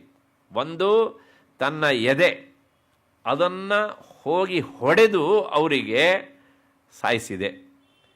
ಅಥವಾ ಅಧರ ಅಂದರೆ ಕೆಳದುಟಿ. ಹಾಗೆ ಮೇಲ್ದುಟಿ ಅಂದರೆ ಏನ್ರಿ? ಏನು ಶಬ್ದ ಅಂದರೆ ಸಂಸ್ಕೃತದಲ್ಲಿ 2ಕ್ಕೂ ಬೇರೆ ಬೇರೆ ಶಬ್ದ ಉಂಟು. ಕನ್ನಡದಲ್ಲೂ 2ಕ್ಕೂ ಬೇರೆ ಬೇರೆ ಶಬ್ದ ಇಲ್ಲ. ಸಂಸ್ಕೃತದಿಂದ ತಗೊಂಡು ನಾವು ಹೇಳ್ತೇವೆ. 2ಕ್ಕೂ ಸಹ ತುಟಿ ಅಂತಲೇ, ಬೇರೆ ಮಾಡೋದಕ್ಕೆ ಮೇಲ್ದುಟಿ ಕೆಳದುಟಿ ಅಂತೇವೆ. ಇದನ್ನೇ ಇಂಗ್ಲೀಷ್ ಅವರು ಅಪ್ಪರ್ ಲಿಪ್ಪು ಲೋಯರ್ ಲಿಪ್ ಅಂತ ಹೇಳೋದು ಅಲ್ವಾ. ನನಗೆ ಗೊತ್ತಿದ್ದಂಗೆ 2 ಬೇರೆ ಬೇರೆ ಶಬ್ದ ಇಲ್ಲ. ಗೊತ್ತಿದ್ದವರು ಅದು ತಿಳಿಸ್ಬೋದು. ಒಂದು ಸಂಸ್ಕೃತದಲ್ಲಿ ಇದು ಓಷ್ಠ, ಮೇಲಿನ ದಂತಪಂಕ್ತಿಯನ್ನು ಮುಚ್ಚುವ ಚರ್ಮ ಭಾಗಕ್ಕೆ ಓಷ್ಠ ಅಂತ ಹೆಸರು. ಕೆಳಭಾಗದ ದಂತಪಂಕ್ತಿಯನ್ನು ಮುಚ್ಚುವಂತಹ ಈ ತುಟಿಗೆ ಅಧರ ಅಂತ ಹೆಸರು. 2ಕ್ಕೂ ಬೇರೆ ಬೇರೆ ಹೆಸರು. ಇನ್ನು ಕೆಲವು ಸಂದರ್ಭದಲ್ಲಿ 2ನ್ನು ಸೇರಿಸಿ ಅಧರ ಅಂತ ಪ್ರಯೋಗ ಮಾಡುವುದು ಸಹ ಉಂಟು. ಅಷ್ಟು ಹಿನ್ನೆಲೆಯಲ್ಲಿ ಜಗನ್ಮಾತೆ ತನ್ನ ಅಧರದಿಂದ ಅಂದರೆ ಬಾಯಿ ತೆರೆದು ಕಚ್ಚಿ ಅವರನ್ನು ಮುಗಿಸಿದ್ದಾಳೆ. ಸಿಂಹ ಮುಗಿಸಿದೆ. ಆಕ್ರಮ್ಯ ಚಾಧರೇಣಾನ್ಯಾನ್ ಸ ಜಘಾನ ಮಹಾಸುರಾನ್. ಹೀಗೆ ಇಡೀ ಸೈನಿಕರನ್ನು ಸಿಂಹ ಒಂದೇ ಮುಗಿಸ್ತಾ ಇದೆ. ಮುಗಿದಿಲ್ಲ, ಇನ್ನೂ ಉಂಟು. ಮತ್ತು ಕೆಲವು ಜನ ಕೇಶಾಂಚಿತ್ ಪಾಠಯಾಮಾಸ ನಖೈಹಿ ಕೋಷ್ಠಾನಿ ಕೇಸರಿ ತಥಾತಲ ಪ್ರಹಾರೇಣ ಶಿರಾಂಸಿ ಕೃತವಾನ್ ಪೃಥಕ್. ಕೇಶಾಂಚಿತ್ ಕೆಲವು ಜನರನ್ನು ಹಾಗೆ ಪಾಠಯಾಮಾಸ ಅವರ ಎದೆಗೆ ಕೈ ಹಾಕಿ ಬಗೆದು ಬಿಟ್ಟಿದೆ. ನರಸಿಂಹ ಅವತಾರ ನೆನಪಿಸಿಕೊಳ್ಳಿ. ಪೂರ್ತಿ ನರ ನಾಡಿಗಳೆಲ್ಲ ಈಚೆ ಬಂದುಬಿಡಬೇಕು, ಹಾಗೆ ಅವ್ರನ್ನ ಸೀಳಿಬಿಟ್ಟಿದೆ. ಮತ್ತು ಕೆಲವು ಜನರನ್ನು ನಖೈಹಿ ಕೋಷ್ಠಾನಿ, ತನ್ನ ಉಗುರುಗಳಿಂದ ಹೊಟ್ಟೆಯನ್ನು ಆಪ್ರೇಷನ್ ಮಾಡಿಬಿಟ್ಟಿದೆ ಅಂತೆ. ಅದು ಕೋಷ್ಠಾನಿ ಅಂದರೆ ಹೊಟ್ಟೆಯ ಒಳಭಾಗ. ನಾವೇನೇನೋ ಹೇಳ್ತೇವಲ್ರಿ, ಪುಪ್ಪುಸ ಏನೇನೋ ಅಲ್ಲ, ಅದು ಎಲ್ಲವುದು ಈಚೆ ತಂದು ಇಟ್ಬಿಟ್ಟಿದೆ ಹೀಗೆ ಅಂತ ನೋಡಿ. ದುಡ್ಡಿಲ್ಲ, ಕಾಸಿಲ್ಲ, ಆಪ್ರೇಷನ್ ಮಾಡಿಸ್ಕೊಳ್ಬೋದು ಬೇಕಾದ್ರೆ ಹೀಗೆ ಅಂತ. ಹೀಗೆ ಕೋಷ್ಠವನಾಮ ಅಂತರ್ಜಠರಂ ಅಂತ ಹೊಟ್ಟೆಯ ಒಳಭಾಗವನ್ನೆಲ್ಲ ಸೀಳಿ ಹಾಕಿದೆ ಕೇಸರಿ. ತಥಾ ತಲಪ್ರಹಾರೇಣ, ಮತ್ತು ಕೆಲವು ಜನನ್ನ ತನ್ನ ಕೈಗಳಿಂದ ಹೊಡೆದು ಶಿರಾಂಸಿ ಕೃತವಾನ್ ಪೃಥಕ್. ಈ ಭಾಗ ಬೇರೆ, ಈ ಭಾಗ ಬೇರೆ. ಮೊದಲು ಒಂದೇ ಇತ್ತು ಅಂದರೆ ಇಲ್ಲಿ ಕೈ ಹಾಕಿ ಏನು ಮಾಡಿದೆ, ಚಿಮುಟಿ ಹಾಕಿಬಿಟ್ಟಿದೆ. ಒಂಥರ ನಾವು ಈ ಮೆಣಸಿನಕಾಯಿ ಎಲ್ಲ ಚಿಮುಟ್ತೇವಲ್ಲ, ಹಾಗೆ ಇವ್ರನ್ನೆಲ್ಲ ಚಿಮುಟಿ ಹಾಕಿಬಿಟ್ಟಿದೆ. ಅಂದರೆ ಒಬ್ಬೊಬ್ಬರಿಗೆ ಕೈ ಹಾಕಿದ್ರು ಕೂಡ ಅವ್ರ ತಲೆ ಈ ಸಿಂಹದ ಪಂಜುಗಳಲ್ಲಿದೆ. ಹೀಗೆ ಈ ರೀತಿಯಾಗಿ ಒಂದು ಸಿಂಹ ಇವರೆಲ್ಲರನ್ನೂ ಸಹ ಮುಗಿಸಿದೆ. ವಿಚ್ಛಿನ್ನ ಬಾಹು ಶಿರಸ, ಕೆಲವು ಜನರಿಗೆ ಬಾಹು ಕೈಯೇ ಇಲ್ಲ, ತೆಗೆದುಬಿಟ್ಟಿದೆ. ಅವ್ರು ಹಾಗೆ ಕುಣಿತಾ ಇದ್ದಾರೆ ಅಷ್ಟೇ. ಇನ್ನು ಕೆಲವು ಜನರಿಗೆ ತಲೆ ತೆಗೆದುಬಿಟ್ಟಿದೆ, ಅಂದರೆ ಕೆಳಗಡೆ ರುಂಡ ಉಂಟು, ಮುಂಡ ಇಲ್ಲ. ಹೀಗೆ ಇದು ಮುಂಡ, ಇದು ರುಂಡ ಹೀಗೆ ಅಂತ. ಹಾಗಾಗಿ ಈ ರುಂಡ ಮುಂಡಗಳನ್ನು ಬೇರ್ಪಡಿಸ್ಬಿಟ್ಟಿದೆ. ಮತ್ತು ಕೃತಾಸ್ತೇನ ತಥಾಪರೇ, ಅದಾದಮೇಲೆ ಪಪೌಚ ರುಧಿರಂ ಕೋಷ್ಠಾದ್ ಅನ್ಯೇಷಾಂ ಧುತಕೇಸರ. ಇಷ್ಟು ಮಾಡೋಷ್ಟೊತ್ತಿಗೆ ಸಿಂಹಕ್ಕೆ ಸ್ವಲ್ಪ ಆಯಾಸ ಆಯ್ತೇನೋ ಅಂತ ಅನಿಸುತ್ತೆ. ಈಗಾಗಲೇ ಆ ಹೊಟ್ಟೆಯಲ್ಲಿ ಆಪ್ರೇಷನ್ ಮಾಡಿತ್ತಲ್ಲ, ಅಲ್ಲಿ ಹೋಗಿ ಹೊಟ್ಟಿಗೆ ಬಾಯಾಕಿ ಅವ್ರ ರಕ್ತವನ್ನೆಲ್ಲ ಕುಡಿತಾ ಇದೆ. ಒಳ್ಳೆ ಚಪ ಚಪ ಚಪ ಅಂತ ಶಬ್ದ ಮಾಡಿ ನೋಡಿ. ಪಪೌಚ ರುಧಿರಂ, ರುಧಿರ ಅಂದರೆ ರಕ್ತ ಅಂತ ಅರ್ಥ. ಅದನ್ನು ಕುಡಿತಂತೆ. ಇದು ಎಲ್ಲಿಂದ ಅಂದರೆ ಕೋಷ್ಠಾತ್, ಅವರ ಆ ಹೊಟ್ಟೆಯ ಒಳಭಾಗದಿಂದ. ಧೃತಕೇಸರ, ಖುಷಿಯೋ ಖುಷಿ, ಕುಡಿದಾಗ ಅದಕ್ಕೇನೋ ಜನ್ಮತಃ ಅದು ಅದೇ ಥರದ ಪ್ರಾಣಿ ತಾನೇ, ಹೀಗೆ ಅಂತ ಖುಷಿ ಆಯಿತು. ಇಷ್ಟ ಆದಮೇಲೆ ಕ್ಷಣೇನ ತದ್ಬಲಂ ಸರ್ವಂ ಕ್ಷಯಂ ನೀತಂ ಮಹಾತ್ಮನ. ಅತ್ಯಂತ ಬಲಶಾಲಿ ಅಂತ ಈ ಸಿಂಹದಿಂದ ಆ ಇಡೀ ಸೈನ್ಯ ಏನಾಯಿತು ಹೇಳಿದ್ರೆ ಕ್ಷಯ ಆಗಿ ಹೋಯ್ತು. ಜಗನ್ಮಾತೆ ನೋಡ್ತಾ ಇದ್ದಾಳೆ, ಕೌಶಿಕಿ ಮಾತೆ. ತೇನ ಕೇಸರಿಣಾ ದೇವ್ಯ ವಾಹನೇನ ಅತಿಕೋಪಿನ ಶ್ರುತ್ವಾ ತಮಸರಂ ದೇವ್ಯ ನಿಹತಂ ಧೂಮ್ರಲೋಚನಂ ಬಲಂಚ ಕ್ಷಪಿತಂ ಕೃತ್ಸ್ನಂ ದೇವಿ ಕೇಸರಿಣ ತಥಾ. ಇಷ್ಟಾಗುವಾಗ ಒಂದು ಮುಕ್ಕಾಲು ಭಾಗ ಸಾಯಿಸಿದೆ, ಒಂದು 50%, ಅಂದರೆ 50,000 ಸತ್ತಿದ್ದಾರೆ. ಇನ್ನೊಂದು 10,000 ಜನ ಇನ್ನು ನಾವು ಮುಂದೆ ಹೋದರೆ ನಮಗೆ ಉಳಿಗಾಲ ಇಲ್ಲ ಅಂಥೇಳಿ ಸುದ್ದಿ ಮುಟ್ಲಿಕ್ಕಾರು ಬೇಕಲ್ಲ ಅಲ್ಲಿಗೆ. ಹಾಗೆ ಇವರೆಲ್ಲ ಹೋಗಿ ಶುಂಭನಿಗೆ ವಿಚಾರವನ್ನು ಹೇಳಿದ್ದಾರೆ. ಯಾವಾಗ ಇವರೆಲ್ಲ ಹೋಗಿ ಹೇಳಿದ್ರು, ಶ್ರುತ್ವಾ ತಮಸರಂ ದೇವ್ಯಾ ನೇತಂ ಧೂಮ್ರಲೋಚನಂ, ನಮ್ಮ ಸೇನಾನಾಯಕನಾದಂಥ ಧೂಮ್ರಲೋಚನ ಈ ರೀತಿಯಾಗಿ ದೇವಿಯ ಹುಂಕಾರದಿಂದ ಮಡೆದಿದ್ದಾನೆ ಅಂತ ಗೊತ್ತಾಯಿತು. ಮತ್ತು ದೇವಿಯ ವಾಹನ ಆತನ ಈ ಎಲ್ಲ ಸೈನಿಕರನ್ನು ಸಹ ಮುಗಿಸಿದ್ದಾಳೆ ಅಂತ ಗೊತ್ತಾದ ಮೇಲೆ ಆತ ಏನು ಮಾಡೋದಕ್ಕೆ ಹೇಳಿದರೆ ಚುಕೋಪ ದೈತ್ಯಾಧಿಪತಿ. ಶುಂಭನಿಗೆ ಕೋಪ ಬಂತು.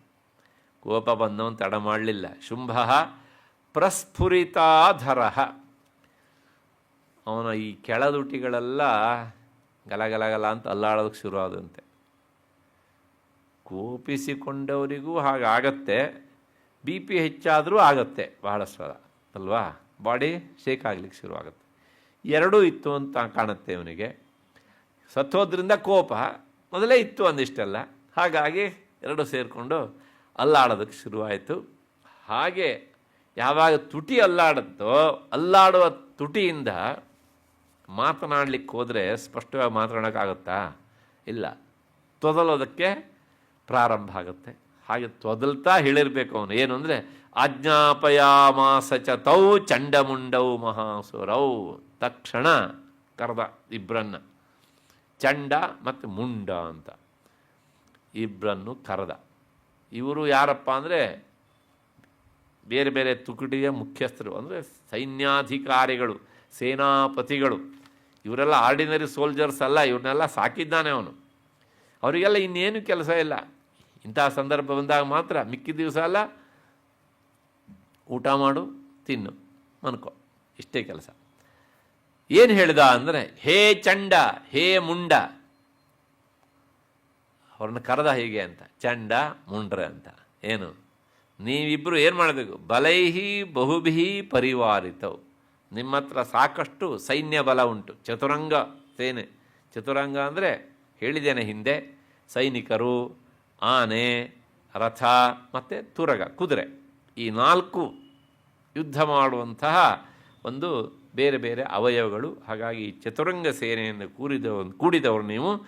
ತತ್ರ ಗಚ್ಚತ ಗತ್ವಾಚ ಸಾ ಸಮಾನೀಯತಾಂ ಲಘು, ಬೇಗ ಹೋಗಿ ಆಕೆಯನ್ನು ಸಮಾನೀಯತಾಂ, ಆಕೆಯನ್ನು ಇಲ್ಲಿಗೆ ಕರ್ಕೊಂಡು ಬನ್ನಿ ಅಂತ. ಆವಾಗ ಒಬ್ಬ ಸೇನಾ ನಾಯಕ ಹೋಗಿದ್ದ ಸೈನ್ಯ ಕಟ್ಕೊಂಡು, ಈಗ ಇಬ್ಬರು ಚಂಡ ಮುಂಡ ಇಬ್ಬರು ಸಹ ಹೋಗ್ತಿದ್ದಾರೆ. ಅವರನ್ನು ಕಳಿಸಿದ. ಹ್ಯಾಕೆ ಕರ್ಕೊಂಡು ಬರಬೇಕು ಅಂದರೆ, ಕೇಶೇಶ್ವಾಕೃಷ್ವ ಬದ್ಧ್ವಾ ವಾ, ಹೋಗಿ ಮೊದಲ ಅವಳು ಮುಡಿಗೆ ಕೈ ಹಾಕಿ, ಕೂದಲಿಕ್ಕೆ ಕೈ ಹಾಕಿ ಕರ್ಕೊಂಡು ಬನ್ನಿ. ಯದಿವಹ ಸಂಶಯೋ ಯುಧಿ.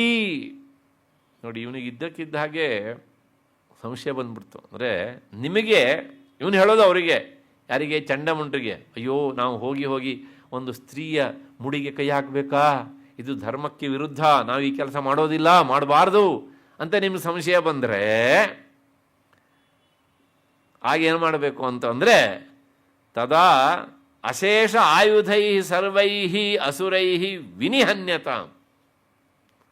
ಅವಳ ಕೂದಲಿಕ್ಕೆ ಕೈ ಹಾಕಿ ಹೇಳ್ಕೊಂಡು ಬರೋದಕ್ಕೆ ನಿಮಗೆ ಸಂಕೋಚ ಆದರೆ, ಸ್ತ್ರೀ ಅಂತ, ಅವಳು ಮುಗಿಸೇ ಬಿಡಿ. ಈ ಮಾತನ್ನು ಹೇಳ್ತಿದ್ದಾನೆ ಅವನು. ಅಂದರೆ ನಿಮಗೆ ಸಂಕೋಚ ಆದರೆ ಅಥವಾ ಧರ್ಮದ ಭಯ ಇದ್ದರೆ ಅಂತಲ್ಲ. ಅಂದರೆ ಮುಡಿ ಕೈ ಹಾಕೋದು ಆ ಕಾಲದಲ್ಲೂ ಸಹ ತಪ್ಪು ಎನ್ನುವಂಥ ಭಾವನೆ ಇತ್ತು. ಇದು ಆ ಕಾಲದಲ್ಲಿ. ಅದಾದ್ಮೇಲೆ ಮುಂದೆ ಮಹಾಭಾರತ ಕಾಲದಲ್ಲಿ ದುಶ್ಯಾಸನ ದ್ರೌಪದಿಯ ಮುಡಿಗೆ ಕೈ ಹಾಕಿದ. ಕೈ ಹಾಕಿದ ತಪ್ಪಿಗೆ ಏನಾಯಿತು ಅಂತ ಕಥೆ ನೋಡ್ತೇವೆ ನಾವು, ಅಲ್ವಾ?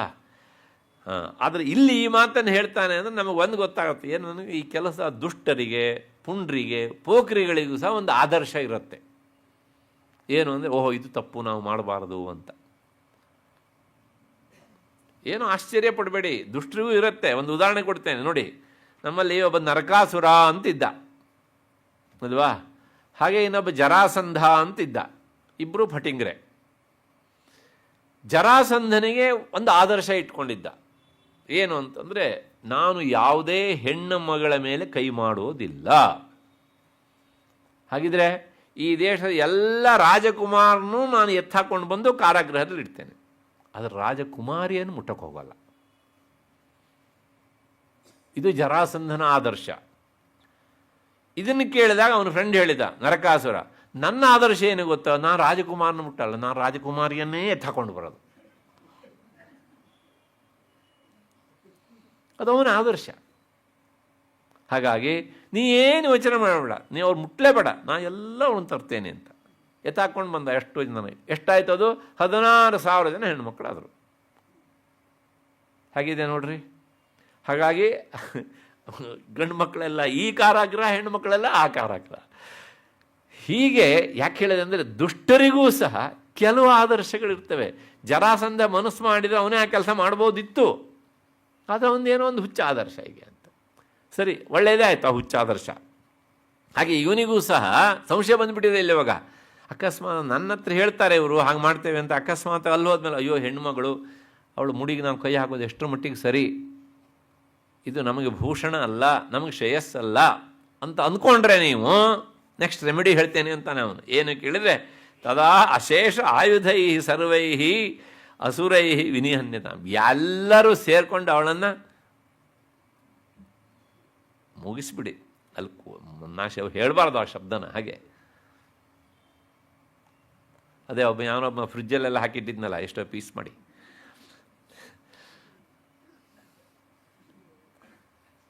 ಇವ್ರದ್ದೇ ಸಂತತಿ ಅಲ್ಲ ಅಂತ.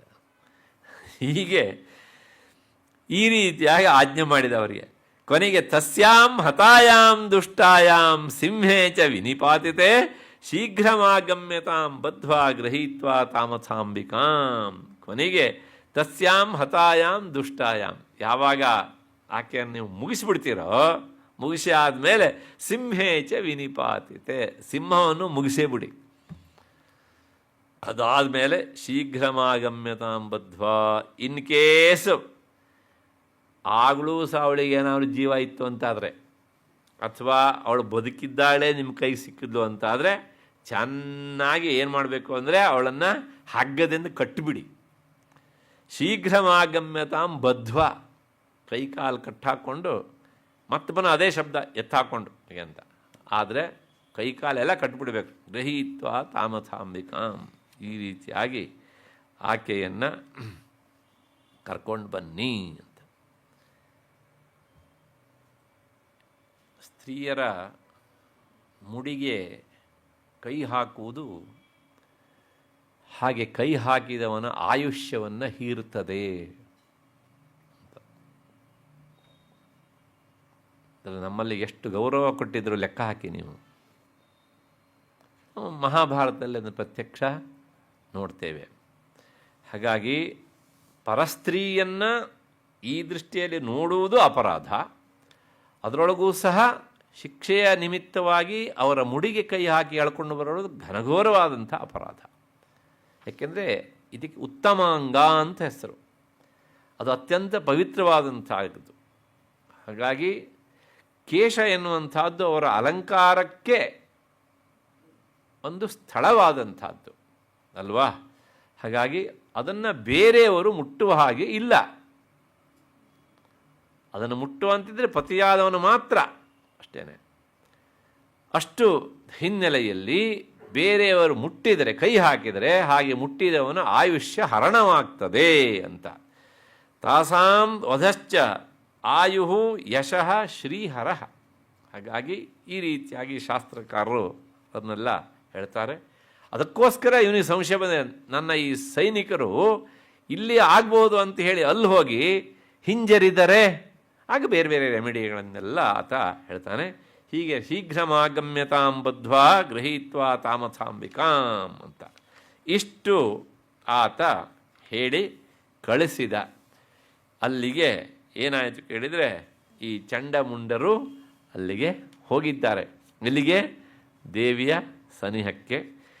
ಈಗ ಇಲ್ಲಿಗೆ 6ನೇ ಅಧ್ಯಾಯ ಮುಗಿತು. 7ನೇ ಅಧ್ಯಾಯ ಮುಂದೆ ಋಷಿರುವಾಚ. ಮುಂದೆ ಏನಾಯ್ತಪ್ಪ, ಹೋದವ್ರ ಕಥೆ ಏನೋ ಅಂತ ವಿಚಾರ ಮಾಡಬೇಕಲ್ಲ ಈಗ. ಅದಕ್ಕೆ ಸುಮೇಧ ಋಷಿ ಹೇಳ್ತಿದ್ದಾರೆ, ಆಜ್ಞಪ್ತಾಸ್ತೆ ತಥೋ ದೈತ್ಯಾಶ್ಚಂಡಮುಂಡ ಪುರೋಗಮಾ ಚತುರಂಗ ಬಲೋಪೇತ ಯೈರಭ್ಯುಧಾಯುಧಾ.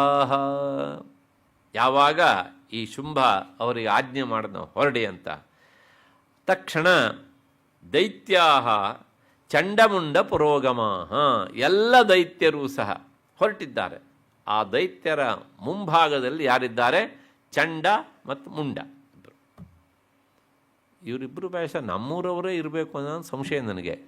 ನೋಡೋಣ ಆಮೇಲೆ ಏನಾಗುತ್ತೆ ಅಂತ, ಪೂರ್ತಿ ವಿಳಾಸ ಸಿಗತ್ತೆ ಈಗ ಅಂತ. ಅಂದರೆ ಇಲ್ಲಿಂದನೂ ಹೋಗಿದ್ದಾರೆ ಅಲ್ಲಿಗೆ, ನಮ್ಮವರೇನು ಸಾಮಾನ್ಯದವರಲ್ಲ. ಮುಂದೆ ಹೇಗೆ ಹೋಗಿದ್ದಾರೆ ಕೇಳಿದರೆ, ಚತುರಂಗ ಬಲೋಪೇತಾ, ಅದೇ ಆ 4 ತರಹದ ಕಾಲಾಳಗಳನ್ನು, ಯುದ್ಧ ಅವಯವಗಳನ್ನೆಲ್ಲ ಕೂಡಿಕೊಂಡು ಯಯುಹು ಅಭ್ಯುದ್ಯತಾಯುಧ, ಎಲ್ಲರ ಕೈಲೂ ಆಯುಧಗಳು ಒಂದು ರೀತಿಯಲ್ಲಿ ಎಲ್ಲ ಹಿಡ್ಕೊಂಡು ಹೋಗಿದ್ದಾರೆ.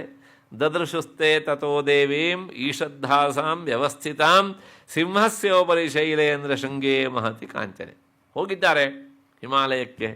ಅಲ್ಲಿ ಹೋದಾಗ ಜಗನ್ಮಾತೆ ಈಗ ಕೌಶಿಕಿ ಹೇಗಿದ್ದಾಳೆ ಕೇಳಿದರೆ, ಸಾಕ್ಷಾತ್ ದುರ್ಗಿ ತರಹ ಕಾಣುತ್ತಿದ್ದಾಳೆ.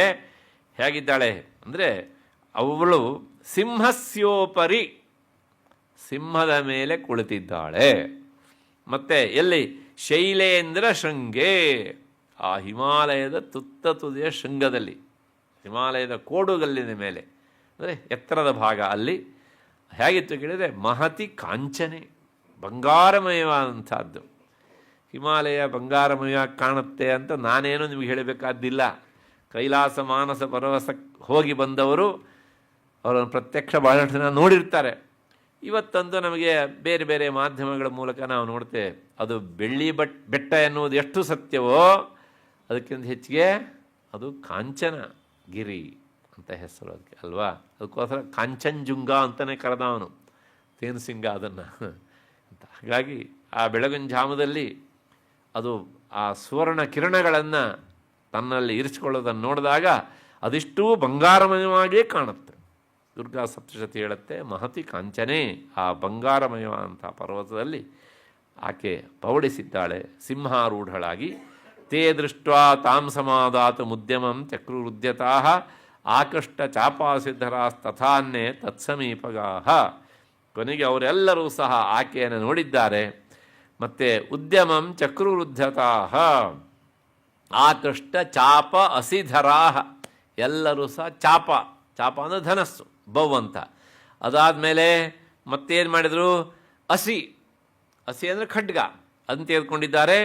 ಅದಾದಮೇಲೆ ಇದನ್ನೆಲ್ಲ ಹಿಡ್ಕೊಂಡು ಜಗನ್ಮಾತೆ ಹತ್ತಿರಕ್ಕೆ ಹೋಗ್ತಾ ಇದ್ದಾರೆ ಹೇಗೆ ಅಂತ.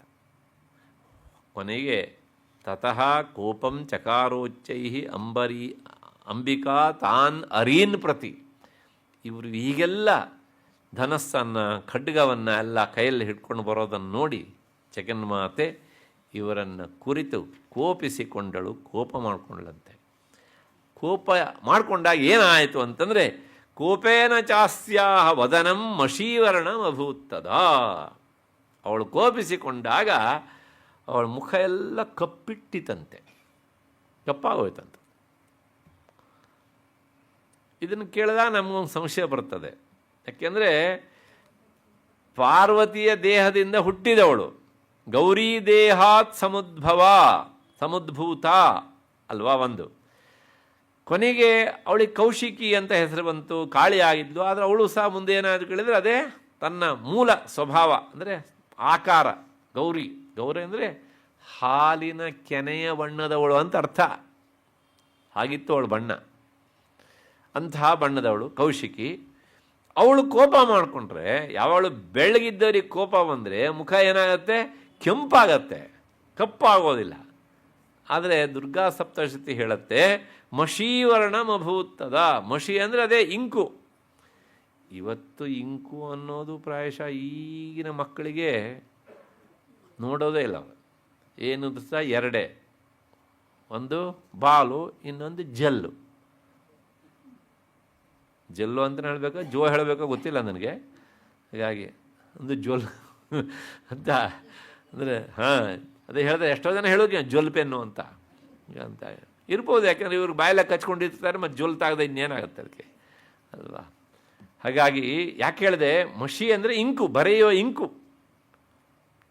ಆ ಇಂಕನ ತರಹ ಅವಳ ಬಣ್ಣ ಕಪ್ಪಾಯಿತು ಅಂತ. ಅದಕ್ಕೆ ದುರ್ಗಾ ಸಪ್ತಶತಿ ಹೇಳುತ್ತೆ ಸಮಾಧಾನ ಏನು ಅಂದರೆ ವಾಸ್ತವಿಕವಾಗಿ ರಕ್ತವರ್ಣೇನ ಭವಿತವ್ಯಂ, ಅವಳು ಕೆಂಪಾಗಬೇಕಿತ್ತು ಕೋಪ ಬಂದಾಗ. ಆದರೆ ತಥಾಪಿ ಅಚಿಂತ್ಯ ಶಕ್ತಿ ವಸ್ತು ಸ್ಥಳೇ, ಯಾವುದು ಅಚಿಂತ್ಯವಾದಂಥ ವಸ್ತುವಾಗಿರುತ್ತೋ ಅಂತಹ ವಸ್ತುವಿನಲ್ಲಿ ನಮ್ಮ ಊಹೆಗೆ ನಿಲುಕದೇ ಇರುವಂತಹ ಬದಲಾವಣೆ ಆಗಬಹುದು. ಹಾಗಾಗಿ ಆ ಕ್ರೀಮ್ ಕಲರಿನ ಕೌಶಿಕಿ ಕೋಪಿಸಿಕೊಂಡಾಗ ಅದು ಕೆಂಪಾದರೂ ಆಗಬಹುದು, ಕಪ್ಪಾದರೂ ಆಗಬಹುದು. ಆತ್ಮಸ್ವರೂಪಳಾದ್ದರಿಂದ, ಬ್ರಹ್ಮಸ್ವರೂಪಿಣಿ ಆದ್ದರಿಂದ ಇದೆಲ್ಲ ಸಹಜ. ಬ್ರಹ್ಮಸೂತ್ರದಲ್ಲಿ ಇಂತಹ ಮಾತು ಬರುತ್ತೆ. ಆತ್ಮನಿ ಚೈವಂ ವಿಚಿತ್ರಾಶ್ಚಹಿ.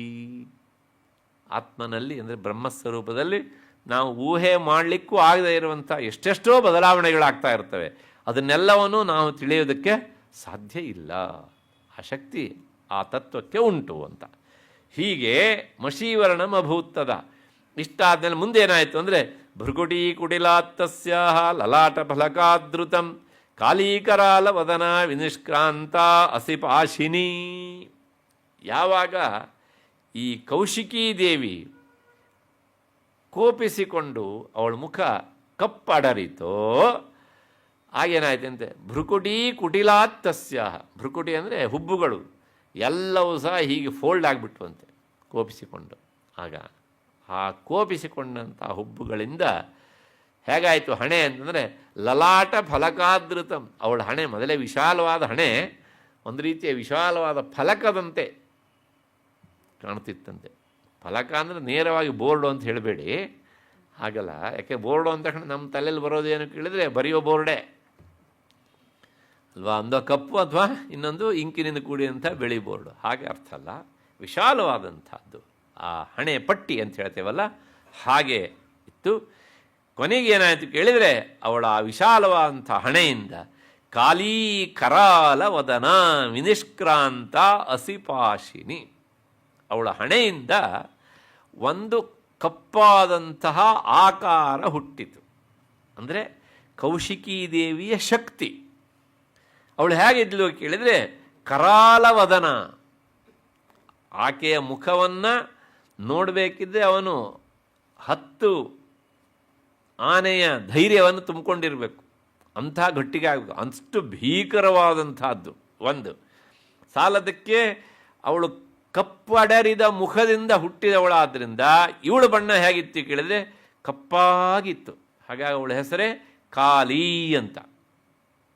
ಕಪ್ಪು ಬಣ್ಣ, ಕರಾಲವದನ, ಮತ್ತು ಅವಳ ಹಣೆಯಿಂದ ಅವಳು ಪ್ರಕಟಳಾದಳು. ಹೇಗೆ ಕೇಳಿದರೆ ಅಸಿ ಪಾಶಿನಿ, ಕೈಯಲ್ಲಿ ಖಡ್ಗ, ಇನ್ನೊಂದು ಪಾಶ, ಇಷ್ಟುಂಟು. ಇದಿಷ್ಟು ಆ ಕಾಲೀ ದೇವಿಯ ಸ್ವರೂಪ. ಮತ್ತಷ್ಟೇ ಅಲ್ಲ, ಇನ್ನೂ ಉಂಟು ವಿಚಿತ್ರ ಖಟ್ವಾಂಗಧರ. ಅವಳ ಕೈಯಲ್ಲಿ ಖಟ್ವಾಂಗ ಅಂತುಂಟು. ಖಟ್ವಾಂಗ ಅಂದರೆ ನರಶಿರವನ್ನು ಹೊತ್ತ ದಂಡ. ಕೋಲಿನ ಮೇಲೆ ಮನುಷ್ಯದ ಆಕಾರ, ಈ ಸ್ಕಲ್ಲಿರುತ್ತೆ ಹೀಗೆ ಒಂದು, ಅದಕ್ಕೆ ಖಟ್ವಾಂಗ ಅಂತ ಹೆಸರು. ಹಿಂದೆ ನಾನು ಕವಚಗಳನ್ನೆಲ್ಲ ಹೇಳಬೇಕಿದ್ರೆ ಅದನ್ನು ಹೇಳಿದ್ದೇನೆ. ಮತ್ತು ಅದನ್ನು ಧರಿಸಿದ್ದಾಳೆ ಕೈಯಲ್ಲಿ. ಇನ್ನು ಮುಂದೆ ಹೋಗಿ ಹೇಳಬೇಕು ಅಂದರೆ ನರಮಾಲಾ ವಿಭೂಷಣ, ಮನುಷ್ಯರ ರುಂಡವನ್ನೇ ಹಾಕ್ಕೊಂಡಿದ್ದಾಳೆ. ನೀವು ನೋಡ್ತೀರಿ ಕಾಳಿಯ ವಿಗ್ರಹ ಹೇಗೆ ಅಂತ. ರಾಮಕೃಷ್ಣ ಪರಮಹಂಸರು ಪೂಜೆ ಮಾಡಿದ ಇಂತಹ ಕಾಳಿಯನ್ನೇ. ದುಷ್ಟರಿಗೆ ಈ ಆಕಾರದಲ್ಲಿ ಕಾಣ್ತಾಳೆ ಅವಳು. ದುಷ್ಟ ಸಂಹಾರಕ್ಕೆ ಈ ಆಕಾರವನ್ನು ತಾಳಿ ಬರ್ತಾಳೆ. ಯಾಕೆಂದರೆ ಮೂಲತಃ ಅವಳೆ ಪ್ರಕಟ ಆಗಲಿಕ್ಕೆ ಜಾಗ ಯಾವುದು? ಕೌಶಿಕಿ. ಕೌಶಿಕಿ ಹೀಗಿಲ್ಲ, ಆದರೆ ಈ ದುಷ್ಟ ಸಂಹಾರಕ್ಕೋಸ್ಕರ ತನ್ನ ಶಕ್ತಿಯನ್ನು ಈ ರೀತಿಯಾಗಿ ಪ್ರಕಟಪಡಿಸಿದ್ದಾಳೆ ಅವಳಿಗೆ. ಇನ್ನು ಮುಂದೆಲ್ಲ ಇವಳಿದ್ದೆ, ಈ ಕಾಲಿದೆ ಎಲ್ಲ ಕೆಲಸ. ಮತ್ತೆ ಹೇಗಿದ್ದ ಕೇಳಿದರೆ ದ್ವೀಪಿ ಚರ್ಮ ಪರಿಧಾನ. ವ್ಯಾಘ್ರ ಚರ್ಮವನ್ನು ಆಕೆ ಏನು ಮಾಡಿದಾಳೆ, ತನ್ನ ಮೈಗೆ ಹೊದ್ಕೊಂಡಿದ್ದಾಳಂತೆ ಅಂತ. ಮತ್ತೆ ಶುಷ್ಕ ಮಾಂಸ ಅತಿ ಭೈರವ, ಅವಳ ಮೈಯಲ್ಲಿ ಮಾಂಸವೇ ಇಲ್ಲ, ಇದ್ದ ಮಾಂಸ ಏನಾಗಿದೆ, ಶುಷ್ಕ, it has become dry up, ಅಂದರೆ ಮೂಳೆ ಚಕಣ ನೋಡೋದಕ್ಕೆ. ಹಾಗಾಗಿ ಅತಿ ಭೈರವ, ಭಯಾನಕವಾಗಿ ಇದ್ದಾಳೆ. ಮುಖ ಭಯಾನಕ, ಶರೀರ ಭಯಾನಕ, ರುಂಡಮಾಲೆ ಭಯಾನಕ, ಆ ನರ ಕಪಾಲವನ್ನು ಹೊತ್ತಂಥ ದಂಡ ಮತ್ತು ಪಾಶ ಮತ್ತು ಖಡ್ಗ, ಇದರೊಳಗೆ ಯಾವುದು ನಮಗೆ ನೋಡುವ ಧೈರ್ಯ ಉಂಟು ಹೇಳಿ, ಅಷ್ಟರ ಮಟ್ಟಿಗೆ ಭಯಾನಕವಾಗಿದ್ದಾಳೆ. ಕೊನೆಗೆ ಇನ್ನೂ ವರ್ಣನೆ ಮಾಡುತ್ತೆ ದುರ್ಗಾ ಸಪ್ತಶತಿ, ಅತಿ ವಿಸ್ತಾರವದನ. ಆ ವಿಸ್ತಾರವದನ ಅಂದರೆ ಮುಂದೆ ಅವಳು ಏನೇನು ನುಂಗ್ತಾಳೆ ಅಂತ ವರ್ಣನೆ ಮಾಡುತ್ತೆ. ಇಡೀ ಆನೆ, ಇಡೀ ರಥ, ಬರೇ ರಥ ಅಲ್ಲ, ಸಾರಥಿ ಸಹಿತವಾದ ರಥ, ನೀಗೆ ಎತ್ತೋದು ಬಾಯಿ ಹಾಕ್ಕೊಬಿಡೋದು ಹೀಗೆ. ಅಂದರೆ ಅಷ್ಟು ವಿಸ್ತಾರವಾದಂತಹ ಬಾಯಿ ಅವಳಿಗೆ. ಕೊನೆಗೆ ಜಿಹ್ವಾ ಲಲನ ಭೀಷಣ, ಜಿಹ್ವಾ ಅಂದ್ರೆ ನಾಲಿಗೆ, ಅದು ಲಲನ ಹೊರಗಡೆ ಬಂದು ಕಂಪಿಸ್ತಾ ಇತ್ತಂತೆ, ಅಂದರೆ ನಾಟ್ಯ ಮಾಡ್ತಿತ್ತು ಅಂತ. ನಮಗೆ ಹಾಗಂದರೆ ಅರ್ಥ ಆಗೋದಿಲ್ಲ. ಆ ನಾಲಿಗೆಯನ್ನು ಹೊರ ತೆಗೆದು ಈ ಸಿಂಹ ನಾಯಿಗಳೆಲ್ಲ ಮಾಡ್ತವೆ ಒಂದ್ಸಲ ಹಿಂಗೆ ಇಷ್ಟುದ್ದ ಚಾಚಿ ತನ್ನ ಮೂಗಿನ ಹೊರಳೆಗಳೆಲ್ಲ ಚಾಚ್ತಾ ಇರ್ತಾವಲ್ಲ ಅಲ್ವಾ, ಅದು ಲಲನ ರಸನ, ಅಂದರೆ ನಾಟ್ಯ ಮಾಡ್ತಾ ಇರುವಂತಹ ಒಂದು ನಾಲಿಗೆ.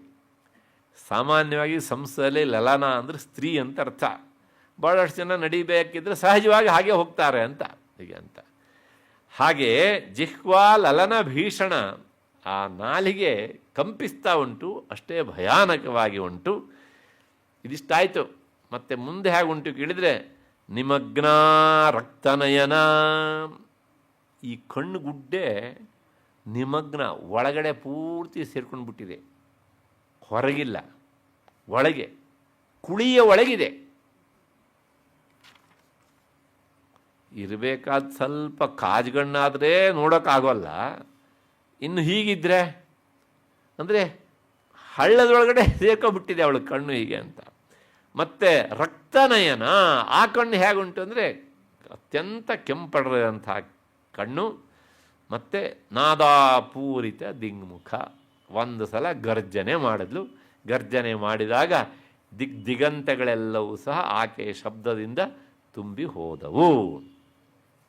ಈಗ ಈಕೆ ಈ ಕಾಳಿ ಇದ್ದಾಳಲ್ಲ, ಎದ್ಲು ಅಲ್ಲಿಂದ ಎದ್ದು ಸಾವೇಗೇನ ಅಭಿಪತಿತ ಘಾತಯಂತಿ ಮಹಾಸುರಾನ್, ಇವರ ಸೈನ್ಯದ ಮೇಲೆ ಅವಳು ಎರಗಿದ್ದಾಳೆ, ಎಲ್ಲರನ್ನೂ ಸಹ ಮುಗಿಸ್ತಾ ಬಂದಿದ್ದಾಳೆ.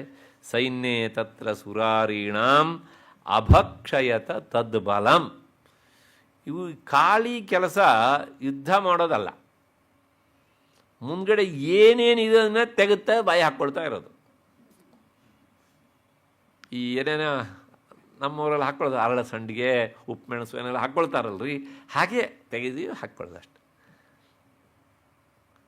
ಎಲ್ಲಿ ಹೋಯ್ತು ಕೇಳ್ಬೇಡಿ, ಮೊದಲೇ ಮೂಳೆ ಚಕಣ ಹೀಗೆ ಹಾಕ್ಕೊಳ್ತಾ ಇದ್ದಾಳೆ. ಸೈನ್ಯೇ ತತ್ರ ಸುರಾರೀಣಾಂ ಅಭಕ್ಷಯತ ತದ್ಬಲಂ. ಪಾರ್ಷ್ಣಿಗ್ರಾಹಾಂ ಕುಶಗ್ರಾಹ ಯೋಧಗಂಠ ಸಮನ್ವಿತಾನ್. ಕೆಲವು ಜನರನ್ನು ಏನು ಮಾಡಿದ್ದಾಳೆ ಅಂದರೆ, ಈ ಆನೆಯ ಪಕ್ಕದಲ್ಲಿ ಕೆಲವು ಜನ ನಿಂತಿದ್ದಾರೆ ಆನೆಯ ರಕ್ಷಣೆಗೋಸ್ಕರ, ಅವ್ರನ್ನ ಒಟ್ಟು ಸೇರಿಸಿ ಬಾಯಿ ಹಾಕ್ಕೊಬಿಟ್ಟಿದ್ದಾಳೆ ಹಾಗೆ. ಮತ್ತೆ ಇನ್ನು ಕೆಲವು ಜನ ಹೇಗಿದ್ದಾರೆ ಅಂತಂದರೆ, ಪಾರ್ಷ್ಣಿಗ್ರಾಹ ಅಂಕುಶಗ್ರಾಹ, ಕೆಲವು ಜನ ಅಂಕುಶ ಇಟ್ಕೊಂಡಿದ್ದಾರೆ, ಅಂಕುಶ ಸಹಿತವಾಗಿ ಹಾಕ್ಕೊಂಡಿದ್ದಾಳೆ. ಮತ್ತು ಘಂಟಾ ಸಮನ್ವಿತಾನ್, ಆ ಘಂಟೆಯನ್ನು ಕಟ್ಟಿದಂಥ ಪ್ರಾಣಿಗಳು, ಆನೆ ಕತ್ತಿ ಕಟ್ಟಿದ್ದಿದ್ರೆ ಎಲ್ಲವೂ ಸೇರಿ ಆನೆ ಹಾಕ್ಕೊಳ್ಳೋದು ಮತ್ತಿನ್ನು ಪ್ರಶ್ನೆನೇ ಇಲ್ಲ, ಎಲ್ಲವೂ ಹೋಯ್ತು ಅಂತ.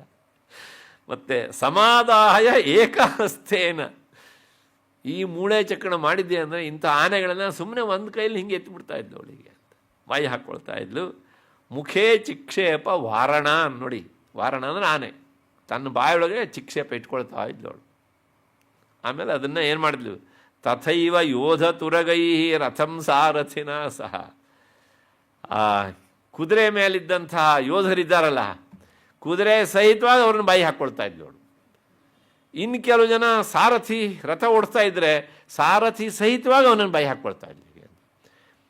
ತುಂಬ ಒಳ್ಳೆಯ ಸಿಸ್ಟಮ್ ಇದು ಅಲ್ವಾ.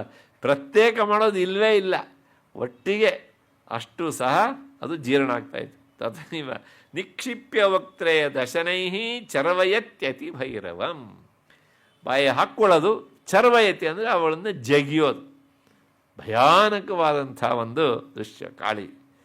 ಕೊನೆಗೆ ಒಬ್ಬೊಬ್ಬರನ್ನು ಹೇಗೆ ಮುಗಿಸಿದ್ರು, ಏಕಂ ಜಗ್ರಾಹ ಕೇಶೇಶು, ಕೆಲವು ಜನರನ್ನು ಅವರ ತುರುವಿಗೆ ಕೈ ಹಾಕಿ ಎಳೆದು ಬಾಯಿ ಹಾಕಿಬಿಟ್ಟಿದ್ದಾಳೆ. ಮತ್ತು ಗ್ರೀವಾಯಾಮಥ ಚಾಪರಂ, ಗ್ರೀವ ಅಂದರೆ ಕತ್ತು, ಕೆಲವು ಜನರನ್ನು ಕತ್ತಿಗೆ ಕೈ ಹಾಕಿ ಎಳೆದಿದ್ದಾಳೆ, ಅವರನ್ನು ಹಾಗೆ ಬಾಯಿ ಹಾಕಿದ್ದಾಳೆ. ಪಾದೇನಾಕ್ರಮ್ಯ ಚೈವಾನ್ಯಂ, ಮತ್ತು ಕೆಲವು ಜನರನ್ನು ಕಾಲಿಂದನೇ ಎಳೆದು ಮುಗಿಸಿದ್ದಾಳೆ. ಉರಸ ಅನ್ಯಾನ್ ಅಪೋಥಯತ್, ಮತ್ತು ಕೆಲವು ಜನರನ್ನು ತನ್ನ ಎದೆ ಭಾಗದಿಂದ ಹೊಡೆದು ಬೀಳಿಸಿ ಅವರನ್ನು ಮುಗಿಸಿದ್ದಾಳೆ. ಹೀಗೆ ತೈರ್ಮುಕ್ತಾನಿ ಚ ಶಸ್ತ್ರಾಣಿ ಮಹಾಸ್ತ್ರಾಣಿ ತಥಾಸುರೈ ಮುಖೇನ ಜಗ್ರಾರುಷ ದಶನೈ ಮಥಿತಾನ್ಯಪಿ. ಈಕೆ ಯಾರ ಮೇಲೂ ಬಾಣ ಬಿಡ್ಲಿಕ್ಕೆ ಹೋಗಲಿಲ್ಲ.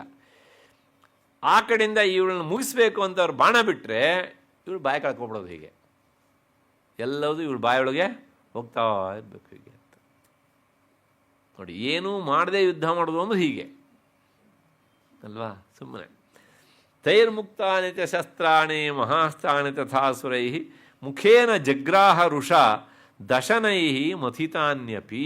ಕೊನೆಗೆ ಆ ಎಲ್ಲ ಬಾಣಗಳನ್ನು ಸಹ ಇವರೆಲ್ಲ ಕೇಳಬೇಕು, ಕಟಮ್ ಕಟಮ್ ಅಂತ ಶಬ್ದ ಬರಬೇಕು. ಹಾಗೆ ಅದನ್ನು ತಿಂದು ತಿಂದು ಹಾಕ್ತಾ ಇದ್ದಾಳೆ. ಬಲಿನಾಂ ತದ್ಬಲಂ ಸರ್ವಂ ಅಸುರಾಣಾಂ ದುರಾತ್ಮನಾಂ ಮಮರ್ದ ಭಕ್ಷಯಚ್ಚಾನ್ಯಾನ್ ಅನ್ಯಾಂಶ್ಚ ಅತಾಡಯತ್ ತದಾ. ಹೀಗೆ ಆ ಎಲ್ಲ ಬಲವಂತರಾದಂತಹ ರಾಕ್ಷಸ ಸೈನ್ಯವನ್ನು ಎಲ್ಲವನ್ನೂ ಸಹ ದುರಾತ್ಮರಾದಂತಹ ಆ ಸೈನಿಕರನ್ನು ಮುಗಿಸಿದ್ದಾಳೆ.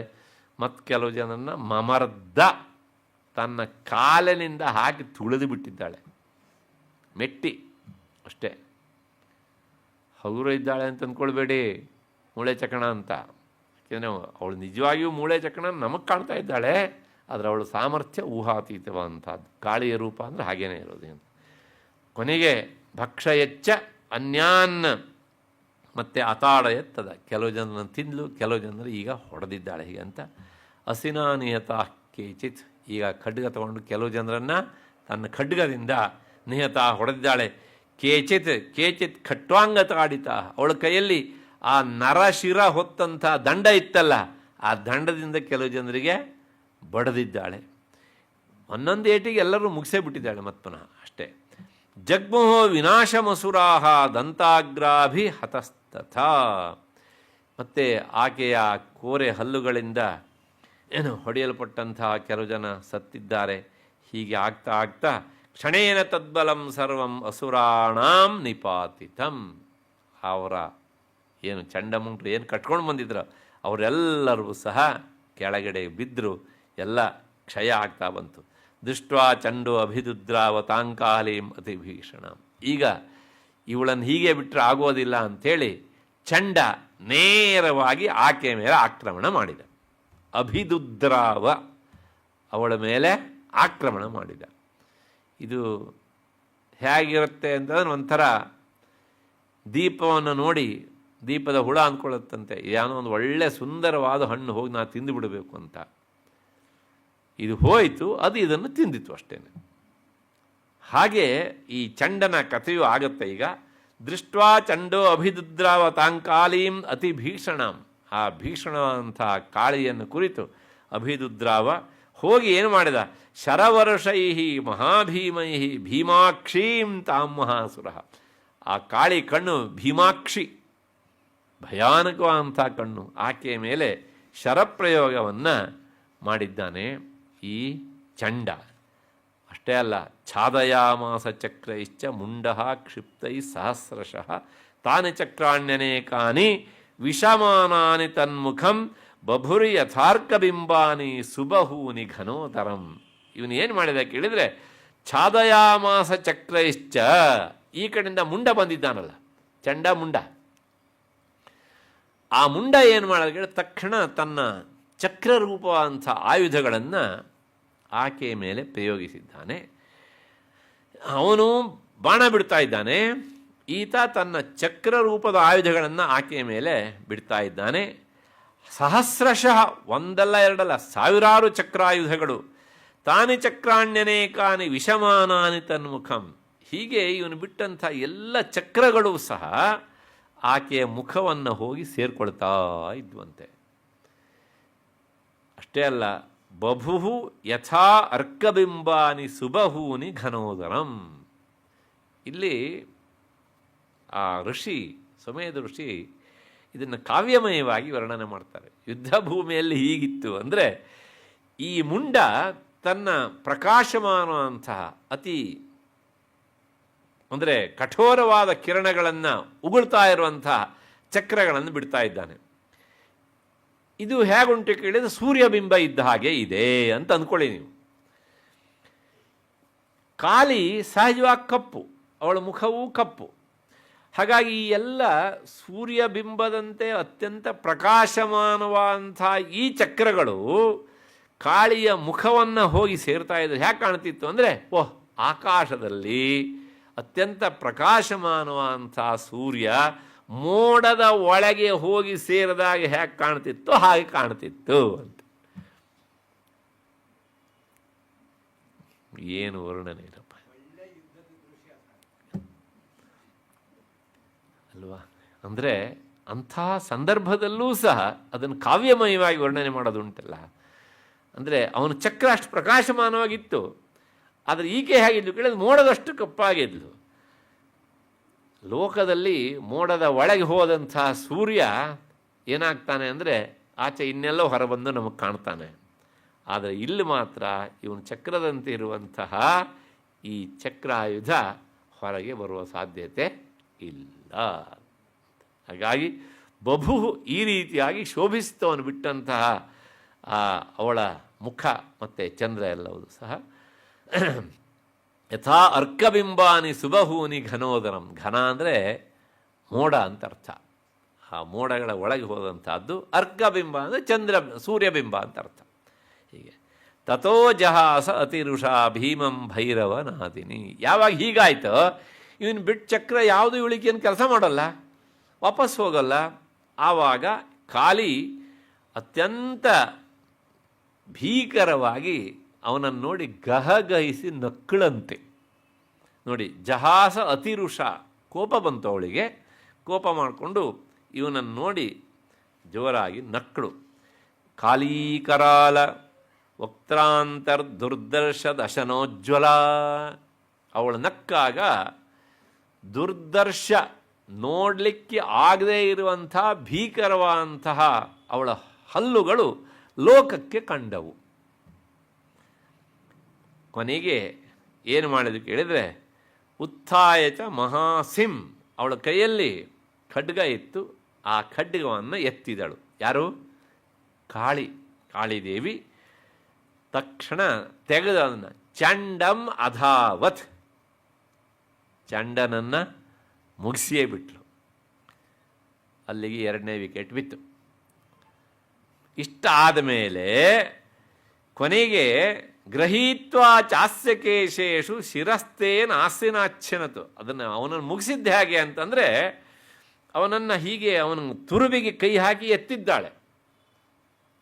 ಅವನ ಕಾಲ ನೆಲದ ಮೇಲಿಲ್ಲ. ಈಗ ಈ ಈರುಳ್ಳಿ ಚೆಂಡು ಬರುತ್ತಲ್ಲ, ಹಾಗೆಲ್ಲ ಆಡ್ತಾ ಉಂಟದು. ತಕ್ಷಣ ತನ್ನ ಖಡ್ಗವನ್ನು ಅವನ ಕತ್ತಿನ ಮೇಲೆ ಹಾಕಿಬಿಟ್ಟಿದ್ದಾಳೆ. ಕೆಳಗಡೆ ರುಂಡ ಬಿದ್ದೋಗಿದೆ, ಮುಂಡ ಮಾತ್ರ ಅವಳ ಕೈಯಲ್ಲಿ ಉಂಟು, ಈರುಳ್ಳಿ ಚೆಂಡಿನ ತರಹ. ಅರ್ಥ ಆಗಲಿ ಅಂತ ಹೇಳ್ತಾ ಇದ್ದೇನೆ. ಯುದ್ಧದ ವರ್ಣನೆ ಅಂದರೆ ಮತ್ತೆ ಹೀಗೆ ತಾನೇ ಇರೋದು, ಹೀಗೆ ಅಂತ. ಕೊನೆಗೆ ಏನಾಯಿತು ಹೇಳಿದರೆ ನೋಡಿ, ಗೃಹೀತ್ವಾಚ ಅಸ್ಯ ಕೇಶೇಷು ಶಿರಸ್ತೇನ ಅಚ್ಛಿನತ್, ಅವನ ಶಿರವನ್ನು ಕತ್ತರಿಸಿ ಬಿಟ್ಲು ಹೀಗೆ ಅಂತ. ಇಷ್ಟ ಆದ ಮೇಲೆ ಅಯ್ಯೋ ನನ್ನ ತಮ್ಮನೂ ಅಣ್ಣನೂ ಆಗಿದ್ನಲ್ಲ ಚಂಡ, ಅವನನ್ನು ಮುಗಿಸ್ಬಿಟ್ಟೆ ನೀನು ಅಂತ ಬಂದ ಮುಂಡ. ಅಥ ಮುಂಡೋ ಅಭ್ಯಧಾವತ್ತಾಂ ದೃಷ್ಟ್ವಾ ಚಂಡಂ ನಿಪಾತಿತಂ. ಯಾವಾಗ ಚಂಡನ ಈ ರುಂಡ ಕೆಳಗೆ ಬಿತ್ತ, ಮುಂಡ ಅವಳ ಕೈಯಲ್ಲಿದೆಯಲ್ಲ ಹೀಗೆ, ಅದನ್ನು ನೋಡಿ ಗಾಬರಿಗೊಂಡಂತಹ ಆತ ಇವಳನ್ನು ಮುಗಿಸ್ಬೇಕು ಅಂತ ಬಂದ. ಬಂದಾಗ ಏನು ಮಾಡಿ ಕೇಳಿದ್ರೆ ತಮಾಪಿ ಅಪಾತಯದ್ ಭೂಮೌ, ಅವನನ್ನು ಸಹ ಮುಗಿಸೇ ಬಿಡ್ಲಿ ಅಂತ. ಒಂದೇ ರೂಲ್ ಇಬ್ಬರಿಗೂ ಸಹ. ಮುಡಿ ಕೈ ಹಾಕಿದ್ದು ಎತ್ತಿದ್ದವನನ್ನು, ಅವನೊಳ್ಳೆ ಜ್ಯೋತಾಡ್ತಾ ಇದ್ದಾನೆ. ಈಗ ತಕ್ಷಣ ಕತ್ತಿಯನ್ನು ಹಾಕಿದಳು. ಆಗ ಕೆಳಗೆ ಅವನ ಆ ಬಾಡಿ ರುಂಡ ಬಿತ್ತು. ಹತಶೇಷಂ ತತಸ್ಸೈನ್ಯಂ ದೃಷ್ಟ್ವಾ ಚಂಡಂ ನಿಪಾತಿತಂ ಮುಂಡಂಚ ಸುಮಹಾವೀರ್ಯಂ ದಿಶೋಭೇಜೆ ಭಯಾತ್ವರಂ. ತಮ್ಮ ಸೇನಾನಾಯಕರು ಇಷ್ಟು ಚಂಡ ಪ್ರಚಂಡರವರು, ಇವರೇ ಈಗ ಸತ್ತು ಹೋದರು ಅಂತ ಆದಮೇಲೆ ಇನ್ನು ನಾವು ಈಕೆ ಜೊತೆ ಯುದ್ಧ ಮಾಡಿದರೆ ನಮಗೆ ಉಳಿಗಾಲ ಇಲ್ಲ ಅಂತ ಹತಶೇಷಂ, ಸತ್ತು ಉಳಿದವರು. ಅಲ್ಲಲ್ಲಿ ಕೆಲವು ಜನ ಇದ್ದವರು ಏನು ಮಾಡೋದು ಕೇಳಿದೆ, ಇವರು ದಿಶೋಭೇಜೆ ದಿಕ್ಕಿಗೆಲ್ಲ ಓಡಿ ಹೋದರು. ಯಾಕೆ? ಭಯಾತುರಂ, ಮತ್ತು ನಮ್ಮನ್ನು ಹುಡುಕೊಂಡು ಬಂದುಬಿಟ್ರೆ ಕಷ್ಟ ಇವಳು ಅಂತ, ಅವಳು ಕಣ್ಣಿಗೆ ಬೀಳಬಾರದು ಅಂತ ಇವರಲ್ಲಿಂದ ಓಡಿದರು. ಹಾಗೆ ಓಡಿ ಹೋಗಿದ್ದಾರೆ ಅವರು. ಈ ಕಡೆ ಏನು ಮಾಡಿದ್ದಾಳೆ ಕೇಳಿದರೆ, ಅವರಿಬ್ಬರಿದ್ದು ಉಂಟು ಈರುಳ್ಳಿ ಚೆಂಡು ಅವಳ ಕೈಯಲ್ಲಿ. ಆಗ ನೋಡಿ, ಶಿರಶ್ಚಂಡಸ್ಯ ಕಾಲೀಚ ಗೃಹೀತ್ವಾ ಮುಂಡಮೇವಚ. ಆ ಚಂಡನ ಶಿರ ಮತ್ತು ಮುಂಡನ ಮುಂಡ ಅಂದರೆ ಇದು, ಯಾಕೆಂದರೆ ಮುಂಡನ ಮಾಡ್ಕೊಳ್ಳೋದು ಇಲ್ಲೂ ತಾನೇ, ಅದಕ್ಕೋಸ್ಕರ. ಹಾಗಾಗಿ ಮುಂಡ ಅಂದರೆ ಇಬ್ಬರಿದ್ದು ತಲೆಯೇ ಅಂತ ಅರ್ಥ. ಅದನ್ನ ಇಬ್ಬರಿದ್ದು ಹೀಗೆ ಹಿಡ್ಕೊಂಡು ಬಂದಿದ್ದಾಳೆ. ಪ್ರಾಹ ಪ್ರಚಂಡ ಹಾಸ ಮಿಶ್ರಮಭ್ಯೇತ್ಯ ಚಂಡಿಕಾ. ನೇರ ಬಂದ್ಲು ಯಾರ ಹತ್ರ? ತನ್ನ ಮೂಲ ಸ್ವರೂಪವಾದಂಥ ಕೌಶಿಕಿ ದೇವಿ ಹತ್ರ ಬಂದು ಹೇಳ್ತಾಳೆ, ನೋಡಿ, ಮಯಾತವಾ ಅತ್ರ ಉಪಹೃತವು ಚಂಡಮುಂಡವು ಮಹಾಪಶು. ಅಮ್ಮ ತಾಯಿ, ನನ್ನನ್ನು ನೀನು ಸೃಷ್ಟಿ ಮಾಡಿ ಕಳಿಸಿದೆ, ಹೋದೆ, ಕೆಲಸ ಮಾಡಿದ್ದೇನೆ, ತಗೋ ನಿನಗೆ 2 ಪ್ರೆಸೆಂಟೇಷನ್ ತಂದಿದ್ದೇನೆ. ಉಪಹೃತ 2 ಅರ್ಥ, ನಿನ್ನ ಹತ್ರ ತಂದಿದ್ದೇನೆ ಅಂತ ಒಂದು ಅರ್ಥ, ಇನ್ನೊಂದು ಅರ್ಥ ಪ್ರೆಸೆಂಟೇಷನ್ ಅಂತ. ಹೀಗೆ ಉಪಹೃತವು ಚಂಡಮುಂಡವು ಮಹಾಪಶು. ಇದು ಹೇಗಿದೆ ಕೇಳಿದರೆ, ಈ ಯಜ್ಞದಲ್ಲಿ ಪಶುಹನನ ಮಾಡುವ ಹಾಗೆ ಯುದ್ಧ ಯಜ್ಞದಲ್ಲಿ ಇವರೇ ಇಬ್ಬರು ಪಶುಗಳು ಮುಗಿಸಿಬಿಟ್ಟಿದ್ದೇನೆ. ಯುದ್ಧ ಯಜ್ಞೆ ಸ್ವಯಂ ಶುಂಭಂ. ನೋಡಿ, ಅದೇ ಶಬ್ದ ಉಂಟು. ಶುಂಭಂ ನಿಶುಂಭಂಚ ಹನಿಷ್ಯಸಿ. ನಾನು ಈ ಇಬ್ಬರನ್ನು ಮುಗಿಸಿದ್ದೇನೆ, ಅವರು ಇಬ್ಬರು ತಲೆಯನ್ನು ತಂದು ನೀನು ಕೊಟ್ಟಿದ್ದೇನೆ, ಹಾಗಾಗಿ ಇದನ್ನು ಒಪ್ಕೋ, ನಾನು ತಂದು ಕೊಟ್ಟಿದ್ದೇನೆ. ಇನ್ನು ಮುಂದೆ ಒಂದು ಕೆಲಸ ಉಂಟು, ಅದನ್ನು ನೀನೇ ಮಾಡ್ತೀಯ ಅಂತ ನಾನು ಭಾವಿಸಿದ್ದೇನೆ. ಯಾರ್ಯಾರಪ್ಪ? ಶುಂಭ ನಿಶುಂಭ. ಈಗ ಋಷಿರುವಾಚ, ಸುಮೇಧ ಋಷಿ ಹೇಳ್ತಿದ್ದಾನೆ, ತಾವಾನೀತೌ ತಥೋ ದೃಷ್ಟ್ವಾ ಚಂಡಮುಂಡೌ ಮಹಾಸರೌ ವಾಚಕಾಲೀಂ ಕಲ್ಯಾಣಿ ಲಲಿತಂ ಚಂಡಿಕಾವಚಃ. ಇಲ್ಲಿ ಒಂದು ಶಬ್ದ ಉಂಟು, ಏನು ಅಂದರೆ ಅವಳು ತಂದಿದ್ದು ಕಾಲಿ ಅವರಿಬ್ಬರ ಮುಂಡವನ್ನು ಅಲ್ವಾ. ಅದು ಏನು ಶಬ್ದ ಉಂಟು ಕೇಳಿದ್ರೆ, ಅಲ್ಲಿ ಅವರಿಬ್ಬರನ್ನು ತಂದಿದ್ದನ್ನು ನೋಡಿ, ಅಂದರೆ ಎಂಟೈರ್ ಬಾಡಿನೇ ತಂದಿದ್ದಾಳೆ ಅವಳು ಅನ್ನೋ ಥರ ಶಬ್ದ ಉಂಟು ಅಲ್ಲಿ. ಆದರೆ ನೋಡಿ, ಅದೆಲ್ಲ ಅವಳು ಹೇಳ್ತಾಳೆ, ಮಯಾ ತವಾ ಅತ್ರ ಉಪಹೃತವು ಚಂಡಮುಂಡವು, ನಾನು ಚಂಡಮುಂಡರನ್ನು ಇಲ್ಲಿ ತಂದಿದ್ದೇನೆ ಅಂತ. ಅವಳು ತಂದಿದ್ದು ಚಂಡಮುಂಡರ ತಲೆಯನ್ನು, ಇಡೀ ಚಂಡಮುಂಡರ ಬಾಡಿಯನ್ನು ಅಲ್ಲ ತಂದಿದ್ದು. ಹಾಗಿದ್ರೆ ಯಾಕೆ ಹೀಗೆ ಹೇಳ್ತಿದ್ದಾಳೆ ಅಂತಂದರೆ, ಕಾರಣ ಇಷ್ಟೇ, ಇಡೀ ಶರೀರದಲ್ಲಿ ಅತ್ಯಂತ ಮುಖ್ಯವಾದಂಥ ಭಾಗ ಯಾವುದು? ಇದು ತಲೆ. ಅದಕ್ಕೋಸ್ಕರ ಅದಕ್ಕೆ ಹೆಸರು ಉತ್ತಮಾಂಗ. ಜ್ಞಾನೇಂದ್ರಿಯಗಳೆಲ್ಲ ಇರುವುದು ಇಲ್ಲೇ ಜಾಸ್ತಿ. ಇನ್ನು ಬೇರೆ ಒಂದು ಜ್ಞಾನೇಂದ್ರಿಯ ಎಲ್ಲ ಕಡೆ ವ್ಯಾಪಿಸಿಕೊಂಡುಂಟು. ಯಾವುದು? ಚರ್ಮ, ಕಣ್ಣು, ಕಿವಿ, ಮೂಗು, ನಾಲಿಗೆ ಎಲ್ಲ ಇರೋದು ಇಲ್ಲೇ ಅಲ್ವಾ. ಮತ್ತು ಮೆದುಳು, ಹೌದು ತಾನೆ. ಹಾಗಾಗಿ ಈ ಮುಖ್ಯ ಭಾಗವನ್ನು ಕರೆ ತಂದಿದ್ದರಿಂದ ಅಮುಖ್ಯವಾದ ಭಾಗವೂ ಬಂದ ಹಾಗೆ ಅಂತ. ಹಾಗಾಗಿ ಆ ಮುಖ್ಯ ಭಾಗವನ್ನು ಹೆಸರಿಸಿದ್ದರಿಂದ ಅದೂ ಬಂದಿದೆ ಅಂತ ಅರ್ಥ.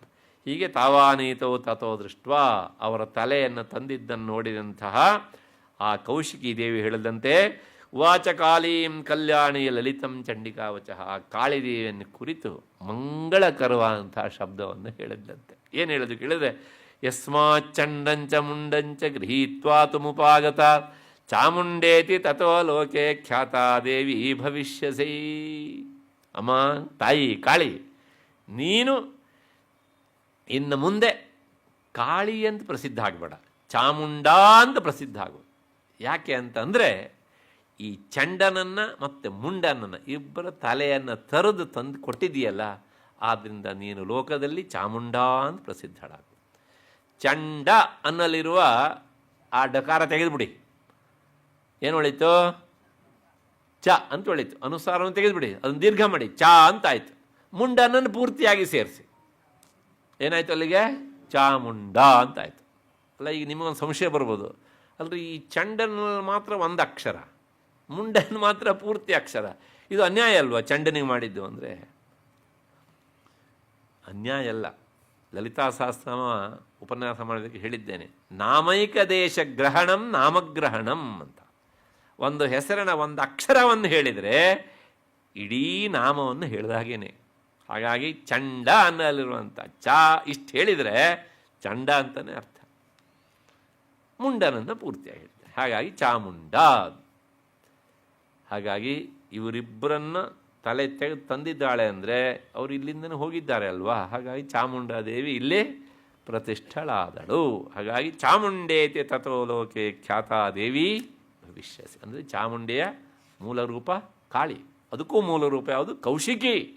ಅದನ್ನು ನಾವು ಮರೆಯಬಾರದು. ಹಾಗಾಗಿ ಅಂಥ ದೇವಿ ನಮ್ಮ ರಾಜ್ಯದ ಅಧಿಷ್ಠಾತ್ರಿಯಾಗಿದ್ದಾಳೆ ಎನ್ನುವುದು ನಮಗೆ ಹೆಮ್ಮೆಯ ವಿಷಯ.